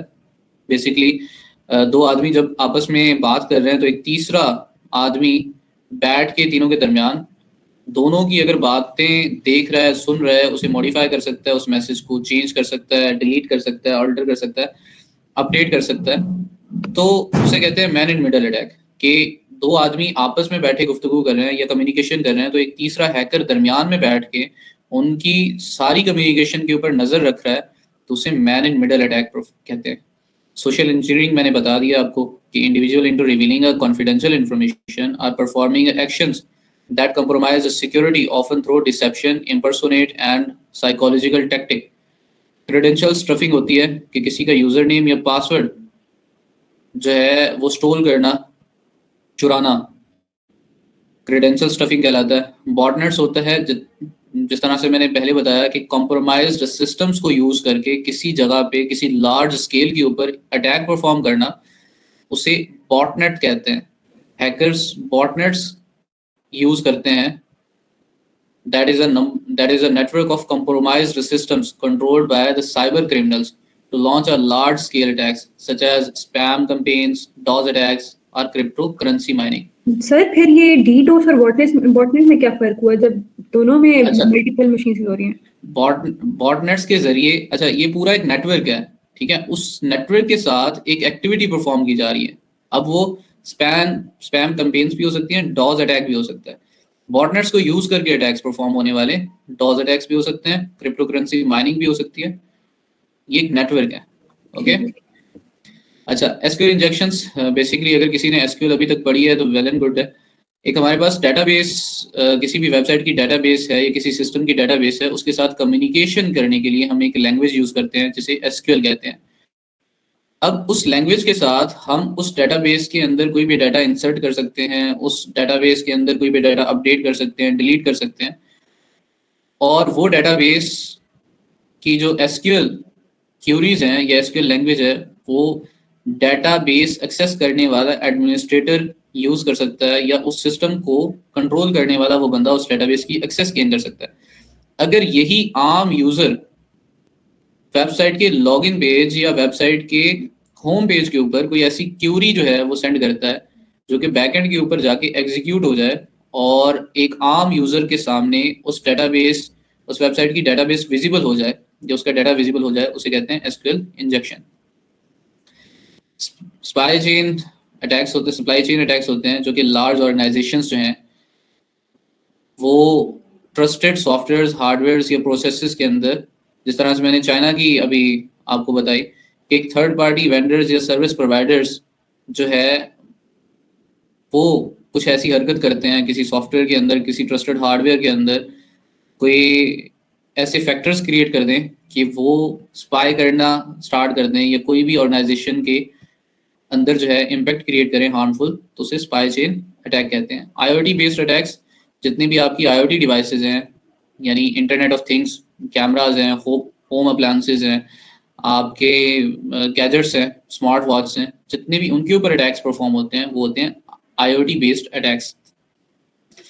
क्लाउड सिक्योरिटी थ्रेट्स, जितनी भी क्लाउड सिक्योरिटी इंजीनियर, ये भी एक बहुत बड़ी मांग है। Cloud security, cyber security engineer specialist, ये भी एक बहुत बड़ी ब्रॉड फील्ड है और आजकल इसकी काफ़ी मांग है क्योंकि हर एक चीज़ जो है वो ऑनलाइन शिफ्ट हो रही है ओवर द सर्वर्स।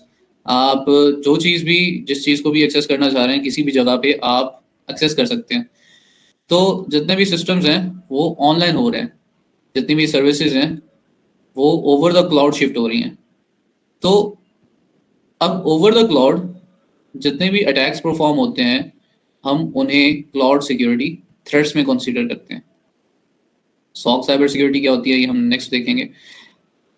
अभी फिशिंग का मैं बता रहा था, फॉर एग्जांपल यहाँ पे जेड फिशर है, आप टूल ओपन करेंगे, कोई भी मिसाल के तौर पे मुझे फिशिंग टूल सर्च करना है तो मैं क्या करूँगा, यहाँ पे फिशिंग टूल लिखूंगा।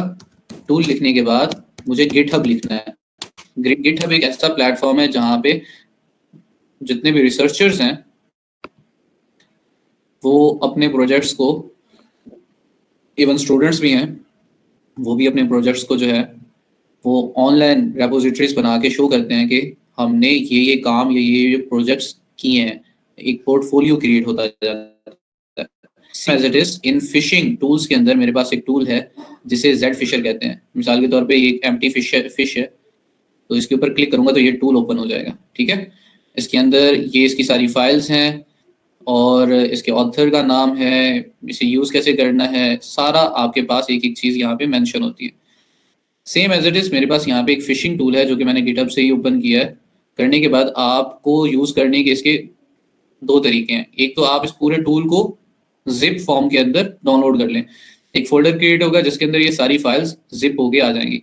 दूसरा तरीका ये है कि आप इसके लिंक के साथ,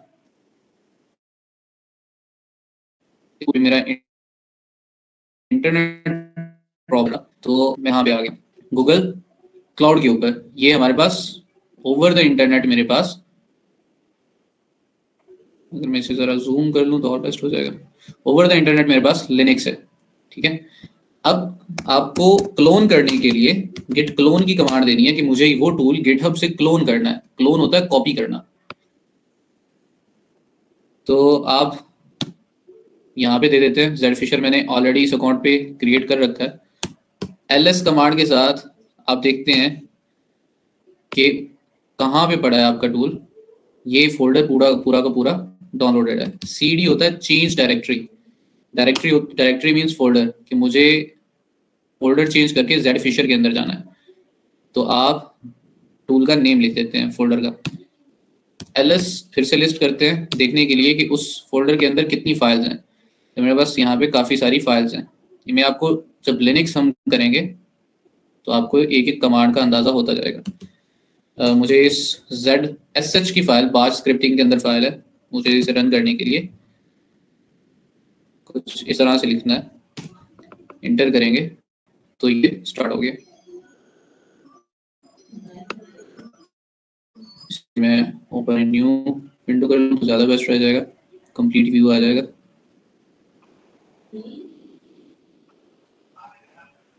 अच्छा जी, यहाँ पे फॉर एग्जांपल इंस्टाग्राम के लिए मुझे फिशिंग पेज बनाना है, मैं टू करूँगा, यहाँ पे लिखूंगा, इंटर करूँगा। मुझे बता रहा है कि ब्लू बैच या 1000 फॉलोअर्स चाहिए, उसके लिए लॉगिन पेज बनाना है। तो मैं 1000 फॉलोअर्स वाला बना के देखता हूँ थर्ड पे।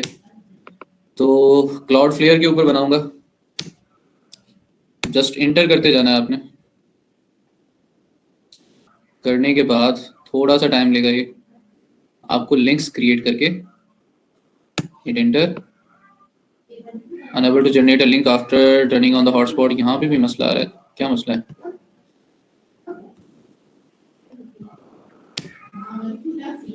अपडेट तो नहीं आई?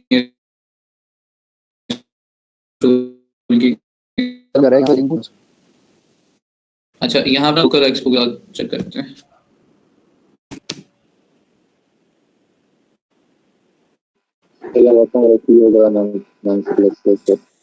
टोकन मांगेगा। लोकल उस पे तो नहीं कि उनका सर्वर है। सर ये लोकल होस्ट क्लाउडफ्लेयर और ये लोकल एक्सपोज ये क्या है? लोकल होस्ट हमारे पास, अच्छा मैं इस चीज का बताता हूँ आपको। ओके, यहाँ पे लिंक क्रिएट हो गया मिसाल के तौर पे, इस कॉपी, ठीक है, और मैं इस लिंक को यहाँ पे कर लेता हूँ जी पेस्ट। अब देखो ये लिंक मैंने खुद क्रिएट किया है, ये साइट मैंने खुद क्रिएट की, जहाँ पे आ रहा है वेरीफाई, जो कि बिल्कुल ओरिजिनल लग रहा है। यहाँ पे आपके पास वही डिस्क्रिप्शन है सारा कुछ, अगर आपकी कम्युनिटी के लिए ऑथेंटिक पीपल्स या ब्रांड्स हैं वो आपको फॉलो करने की सारा कुछ उन्होंने अपनी दे रखी है। अप्लाई करना है तो आप यहाँ पे जाते हैं अप्लाई नाउ के ऊपर, आपसे डेट ऑफ बर्थ पूछता है, मेरी फेब है और मेरी फेब 27 है। मैं यहाँ पे कुछ भी दे देता हूँ, मिसाल के तौर पे मैं यहाँ पे, और यहाँ पे यूज़र नेम है, कुछ भी दे देते हैं, यूज़र नेम एडमिन, पासवर्ड दे देता हूँ मैं कुछ भी, सबमिट करता हूँ। तो ये मुझसे कह रहा है कि आप ईमेल वेरीफाई करें अपनी, तो मुझसे ये ईमेल भी मांग रहा है, तो ईमेल भी दे देता हूँ abc@gmail.com। करने के बाद ईमेल का पासवर्ड भी मांग रहा है मुझसे, तो सबमिट कर देता हूँ। एक आम यूज़र यही कंसीडर कर रहा होगा कि हमसे जो है यहाँ पे इवन इंस्टाग्राम का लॉगिन पेज भी आएगा कि बाद में आप स्कूल से इसे लॉगिन करेंगे, यानी अगर यूज़र का इंस्टाग्राम यूज़र नेम और पासवर्ड उसकी डिवाइस में सेव है तो यहाँ पे लॉगिन होके वो अपना इंस्टाग्राम यूज़ करने लग जाएगा। लेकिन उसे इस चीज़ का अंदाज़ा नहीं होगा कि उसने जो चीज़ें वहाँ पे दे रखी हैं या दी हैं वो सारी की सारी यहाँ पे उसकी कैप्चर हो गई थी, ठीक है। कैप्चर होने वाली क्या क्या चीज़ें हैं, यानी यहाँ पे हमने अकाउंट नेम लिखा, अकाउंट का पासवर्ड हमने दिया था, अकाउंट दिया था यानी ईमेल दी थी, पासवर्ड दिया था, इसके साथ साथ यहाँ पे उसका आईपी एड्रेस भी आएगा। और इसी तरह से हैकर्स हैं वो फिशिंग अटैक्स परफॉर्म करके आपसे आपके क्रेडेंशियल स्टील करते हैं। तो एक सिंपल फिशिंग का हम यहाँ पे सोफिस्टिकेटेड फिशिंग अटैक्स भी परफॉर्म करके देखेंगे जो कि हाईली प्रोफेशनल होंगे। ओके, अभी रह गए हमारे 15 मिनट और हम देखते हैं जी cyber competitive security plus threat attacks and vulnerabilities. Excuse me sir. जी सर, जिसमें आपके पास जिस पेज पे शो हो रहा था कि वेरीफाइड बैजेस, मैंने वही प्रोसेस किया बट उसमें शो हो रहा है कि क्लाउडफ्लेयर टनल एरर, वो क्यों आ रहा है? क्लाउडफ्लेयर इंटरनल एरर, आपका इंटरनेट का मसला हो सकता है। टनल एरर आ रहा है, इंटरनल नहीं, टनल एरर। इंटरनल एरर, अच्छा मुझे दिखाएं अभी, ये एक दो बार करें क्योंकि अभी कितनी बार मेरा भी एरर आया, हो जाएगा ये। अच्छा जी, वायरसेस क्या होते हैं, क्रिप्टो मालवेयर्स क्या होते हैं, रैंसमवेयर क्या होते हैं, वॉर्म्स क्या होते हैं, टॉरिजन क्या होती हैं, रूटकिट क्या होती हैं, ये हम ज़्यादातर देख चुके हैं। वायरसेस एक ऐसा मलिशियस सॉफ्टवेयर होता है जो कि डिज़ाइन किया जाता है कि वो खुद को रेप्लिकेट कर सके, और ये इतना रेप्लिकेट करता है खुद को कि सिस्टम जो है वो यूजफुल नहीं रहता, सिस्टम क्रैश तक हो जाता है, ठीक है। और ये इससे ज़रूरत होती है कि वो किसी भी फाइल के साथ ही अटैच हो सके, ये किसी डॉक्यूमेंट के साथ आता है, ये किसी प्रोग्राम के साथ आता है, इसके अलावा ये नहीं आता, यानी इसे कोई ना कोई अटैचमेंट चाहिए। जब भी ये आएगा उसी अटैचमेंट के साथ ही ये ट्रिगर होगा। Not all viruses are designed to do damage, कुछ वायरसेस ऐसे हैं जो कि प्रैंक करने के लिए भी यूज होते हैं, और कुछ जो हैं वो बाकायदा इतने सोफिस्टिकेटेड होते हैं कि वो सिस्टम्स को क्रैश तक कर देते हैं। There are tons of different types of viruses, micro viruses हैं, बोर्ड सेक्टर वायरसेस हैं, बहुत सारे हैं। Ransomware, जैसे मैंने बताया कि your files are encrypted, your photos, documents and other important files have been encrypted with a unique key generated for this computer. Next करते हैं, आपसे ransom मांगते हैं, आपको अकाउंट देते हैं बिटकॉइन का कि वहां आप पैसे ट्रांसफर करें, उसके बाद आपका डाटा जो है वो हम रिलीज करेंगे, आपकी डिवाइस को रिलीज करेंगे। क्रिप्टो मालवेयर्स ऐसे रैंसमवेयर्स हैं, सेम एज इट इज वही रैंसमवेयर की टाइप है, जो कि आपके सिस्टम्स के ऊपर रैंसम देने के बाद ही आपके सिस्टम्स का बैकअप देते हैं या डाटा देते हैं। टॉरेजेंस की बात की जाए तो इसके पीछे एक कहानी है कि कहीं पे एक बादशाह था जिसका एक किला था और इतना मजबूत किला था कि उसे बाहर से तोड़ना या उसे शिकस्त देना नामुमकिन था। तो एक फौज उसके मद्दे मुकाबिल आती है, उससे जंग करती है, कई दिनों तक जंग होती रहती है। आखिरकार वो हार मान जाते हैं और कहते हैं कि हम आपके लिए आपकी इतनी मजबूती और इतनी ताकत से हम जो है मुतासिर हुए हैं और आपके लिए गिफ्ट छोड़ के जा रहे हैं।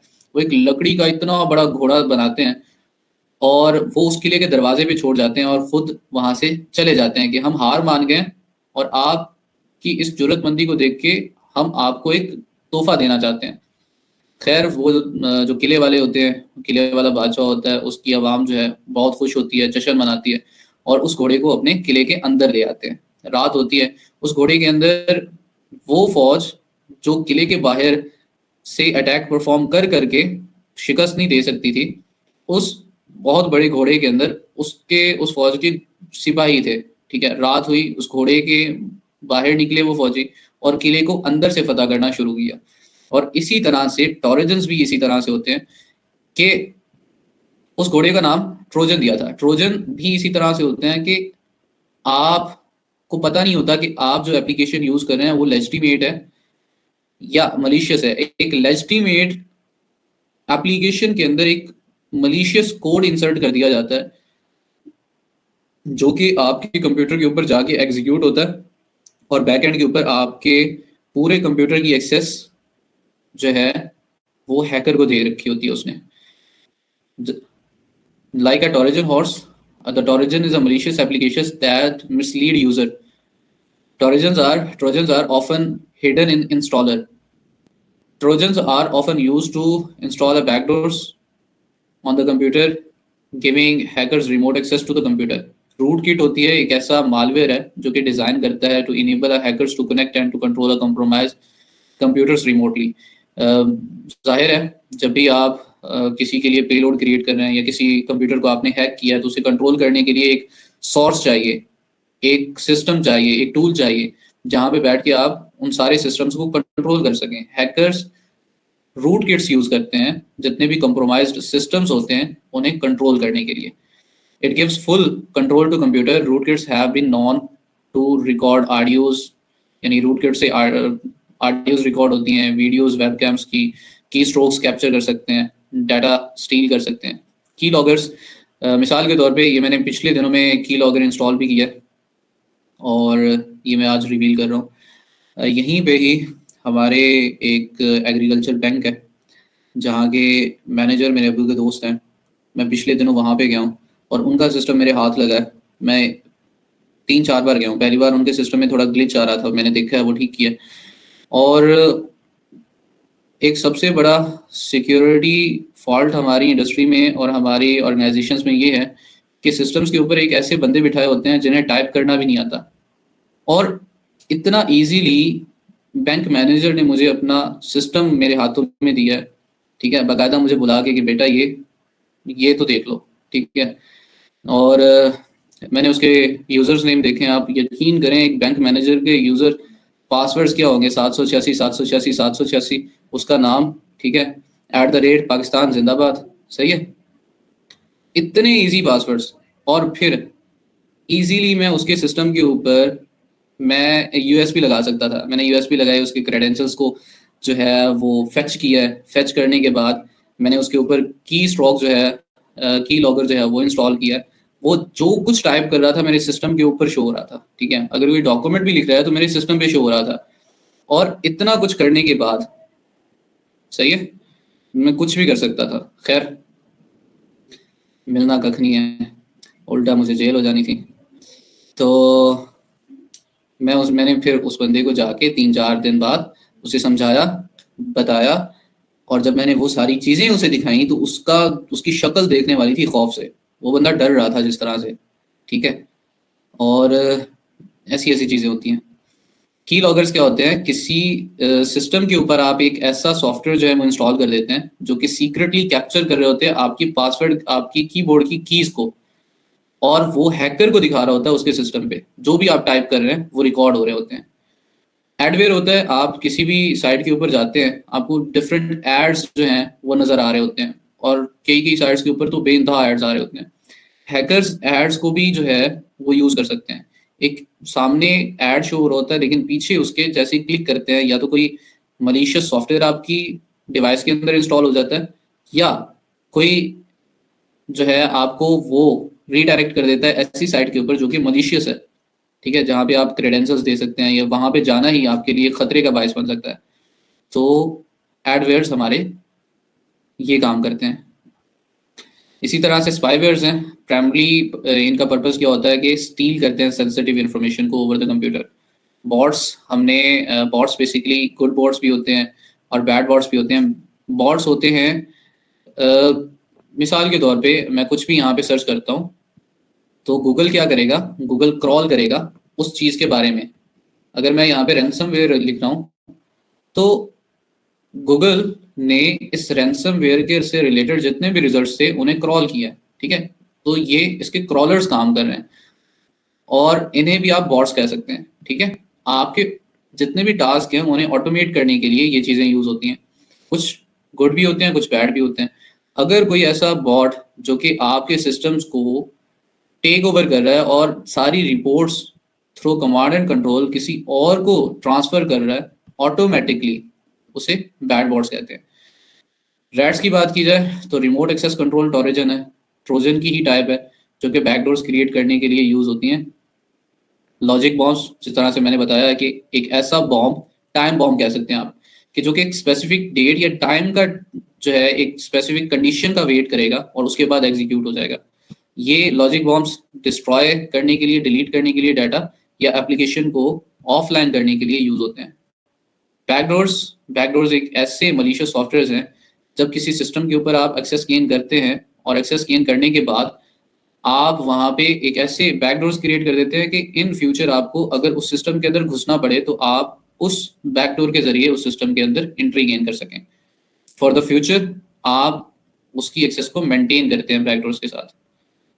तो these attacks fall into the following category: social engineering attacks हैं, सर्विस अटैक्स हैं, वायरलेस अटैक्स हैं और क्रिप्टोग्राफिक अटैक्स हैं। मैंने सोशल इंजीनियरिंग को बताया आपको। सोशल इंजीनियरिंग अटैक्स के अंदर क्या क्या कौन कौन से अटैक्स आते हैं, ये सारे हैं। फिशिंग मेल के जरिए हो सकती है, टेलीफोन के जरिए हो सकती है, पर्सन टू पर्सन कम्युनिकेशन के साथ होती है। स्पेयर फिशिंग एक ऐसी टाइप है जहाँ पे एक स्मॉल ग्रुप या किसी एक बंदे को टारगेट किया जाए, that is called spear phishing. Targeted person या targeted small group of peoples को टारगेट किया जाए।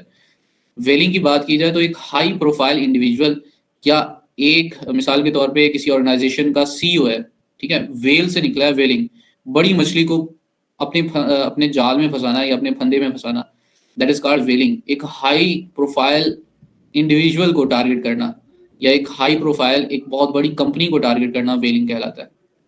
Wishing by phone calls, person to person call करना है या ग्रुप ऑफ पीपल्स को कॉल करना बाय यूजिंग फोन कॉल्स, और सभी का गेन एक ही होता है, एम इस सेंसिटिव इंफॉर्मेशन को स्टील करना। टैलगेटिंग क्या होता है? टैलगेटिंग बेसिकली इस तरह से होता है, फॉर एग्जांपल स्टूडेंट कार्ड है मेरे पास और मेरी यूनिवर्सिटी के सामने जो है कार्ड स्कैनर लगा हुआ है इंटर होने के लिए। मैं स्टूडेंट हूँ, ठीक है, और मैं ऑथराइज्ड हूँ। मैं कार्ड को स्कैन करके अंदर चला जाता हूँ, लेकिन मेरे पीछे जो है एक दूसरा बंदा जिसका मुझे आइडिया नहीं है, वो कहे कि मैं भी इसी के साथ ही हूँ, ठीक है, और स्कूल से वो मेरे ही कार्ड को जिस तरह से मैंने यूज किया है उसी दौरान वो साथ ही इंटर हो जाए, वो भी टैलगेटिंग कहलाता है। या मिसाल के तौर पे कोई बंदा है किसी ऑर्गेनाइजेशन में जाता है और कहता है यहाँ मेरे चाचे का मुंडा रहता है, मामे का मुंडा रहता है, मुझे उससे मिलना है, ठीक है, और उस तरीके से वो किसी ना किसी रिलेशनशिप के साथ वो एक जो है रिस्ट्रिक्टेड एरिया के अंदर इंटर हो जाए, तो वो भी टैलगेटिंग कहलाता है। या कंपनी में टैलगेटिंग कैसे? अच्छा, कंपनी में टैलगेटिंग होती है कि मिसाल के तौर पे, अच्छा यहाँ पे दिया हुआ है कि एक ऑथराइज्ड पर्सन है किसी रिस्ट्रिक्टेड एरिया के अंदर चला जाए, सच एज कॉर्पोरेट ऑफिस या building, without providing their own credential. Such as wiping their credit card या की कार्ड। एक ऐसा बंदा, अब यहाँ पे ये पिक्चर हमें साफ बताती है कि ये बंदा है, इसके पास कार्ड है, ठीक है, ये स्कैन करके कॉर्पोरेशन ऑफिस के अंदर या बिल्डिंग के अंदर इंटर हो रहा है, ठीक है, और जैसे ये स्कैन करता है इसी के साथ ये बंदा भी इंटर हो जाए, या जो है वो इसके रेफरेंस के साथ इसका दोस्त बन के, यार बन के जो है वो इसके साथ ही बिल्डिंग में इंटर हो जाए या उस रिस्ट्रिक्टेड एरिया के अंदर इंटर हो जाए, that is called tailgating. Okay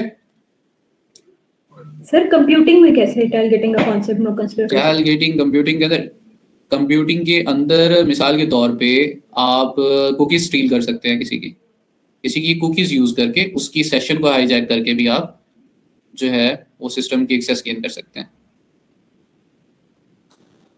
impersonation attacks के अंदर क्या होता है कि मलिशियस पर्सन जो है वो कहता है कि मैं फलां बंदा हूँ, फलां ऑर्गेनाइजेशन से बात कर रहा हूँ। वो ईमेल के साथ भी कर सकता है, वेबसाइट या इन पर्सन बात करके भी इम्पर्सोनेट करता है किसी की आइडेंटिटी को। मिसाल के तौर पे आपने एक देखी होगी, आजकल वायरल है एक वीडियो कि एक बंदे को कॉल आती है पहले कि सर हम FIA से बात कर रहे हैं और हमें आपके बैंक अकाउंट्स की डिटेल्स चाहिए। तो फिर वो बंदा कहता है कि मैं कैसे मान लूँ कि आप FIA के हैं? तो वो कहते हैं कि आप हमारा नंबर जो है वो गूगल पे सर्च करके देख सकते हैं। तो वो गूगल पे सर्च करता है, सेम नंबर होता है, वही नंबर, उसे फिर यकीन नहीं आता। तो थोड़ी देर बाद कॉल आती है कि हम आर्मी से बात कर रहे हैं, ठीक है, और आपके अकाउंट्स का ऑडिट करना है, तो आपकी डिटेल्स चाहिए। आपको FIA से कॉल आ गई, आप उन्हें डिटेल्स प्रोवाइड करते हैं। तो वो कहता है मैं कैसे मान लूँ कि आप वही हैं? तो वो कहते हैं हमारा गूगल भी कर लो नंबर। तो वो करता है, तो सेम एज इट इज़ वही नंबर शो हो रहा होता है जो उनका होता है इदारे का। तो अब वो बेसिकली एक स्कैमर्स हैं जो कि एक ही जगह पे बैठ के डिफरेंट टूल्स और टेक्निक्स के साथ इम्पर्सोनेट कर रहे हैं उनकी आइडेंटिटी को, ठीक है। तो इसके अंदर इम्पर्सोनेशन के अंदर यही होता है कि अटैकर जो है एक मलिशियस पर्सन होता है जो कि शो करता है कि मैं IT डिपार्टमेंट से हूँ या मैं सिक्योरिटी डिपार्टमेंट से हूँ, मैं यहाँ से कॉल कर रहा हूँ। तो आपके सिस्टम के ऊपर आप मिसाल के तौर पे किसी ऑर्गेनाइजेशन के अंदर एक बंदा काम कर रहा है, उसे एक ईमेल आती है कि मैं आपकी ऑर्गेनाइजेशन के IT डिपार्टमेंट से हूँ, हमारे सिस्टम के अंदर एक वर्नबिलिटी आई है, उस वर्नबिलिटी को रिकवर करने के लिए इस फाइल के साथ एक अटैचमेंट है जो कि सिस्टम की अपडेट के लिए लाजमी है, तो kindly install this attachment within 2 minutes और 5 मिनट्स, ठीक है। एक इमरजेंसी की सिचुएशन क्रिएट करता है, तो वो बंदा उसे इंस्टॉल कर लेता है और यही समझता है कि वो IT डिपार्टमेंट से ही कॉल आ रही थी। डम्पस्टर डाइविंग होती है, ये भी पिछले दिनों एक पूरी ऑर्गेनाइजेशन के ऊपर थ्रू डम्पस्टर डाइविंग अटैक किया गया, हैकर्स ने अटैक किया।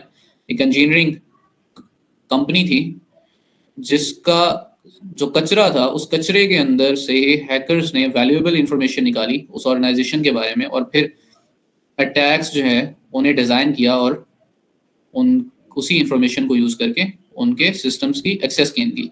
That is called dumpster diving.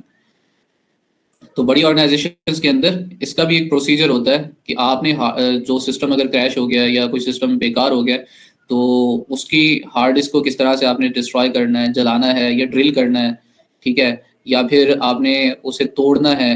अगर आपके कोई वैल्यूएबल डॉक्यूमेंट्स हैं उन्हें आपने किस तरह से कचरे में फेंकना है, पहले उसे बारीक बारीक टुकड़ों में तोड़ना है या जलाना है या जो है पानी में फेंकना है, वो सारी टेक्निक्स, पूरी पॉलिसीज बनी होती हैं। शोल्डर सर्फिंग है, ये आम है। आप किसी दोस्त के साथ जा रहे हैं ATM पे, उसे दिखाना चाह रहे होते हैं आपके बैंक में कितना बैलेंस पड़ा है या आप पैसे कैसे निकाल रहे हैं, ठीक है।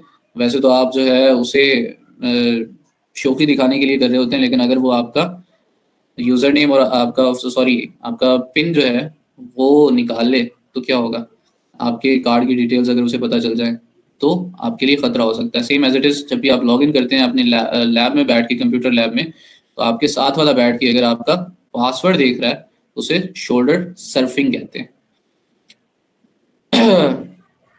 होएक्स is a false claim to notice somebody to take desire action.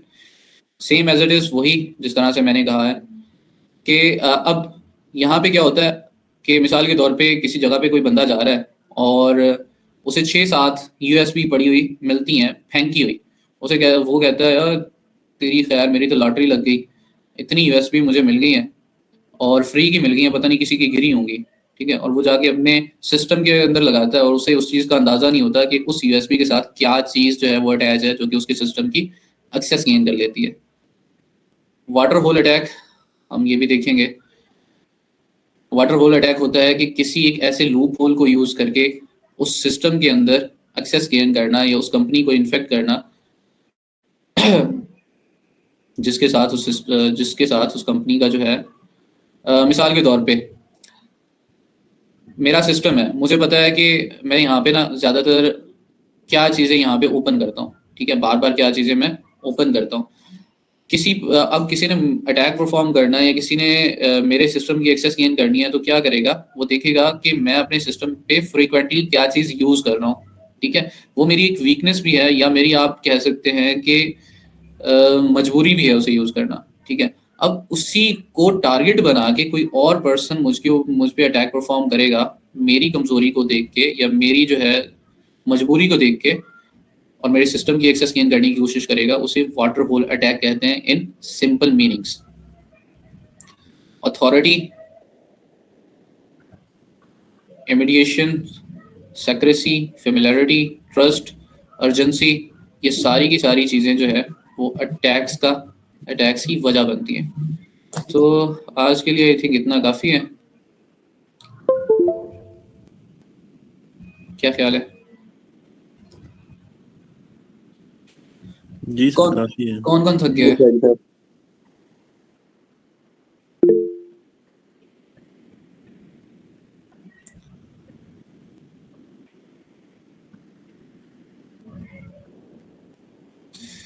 अच्छा, आपके ज़िम्मे एक काम, आपके ज़िम्मे क्या काम लगाऊं मैं?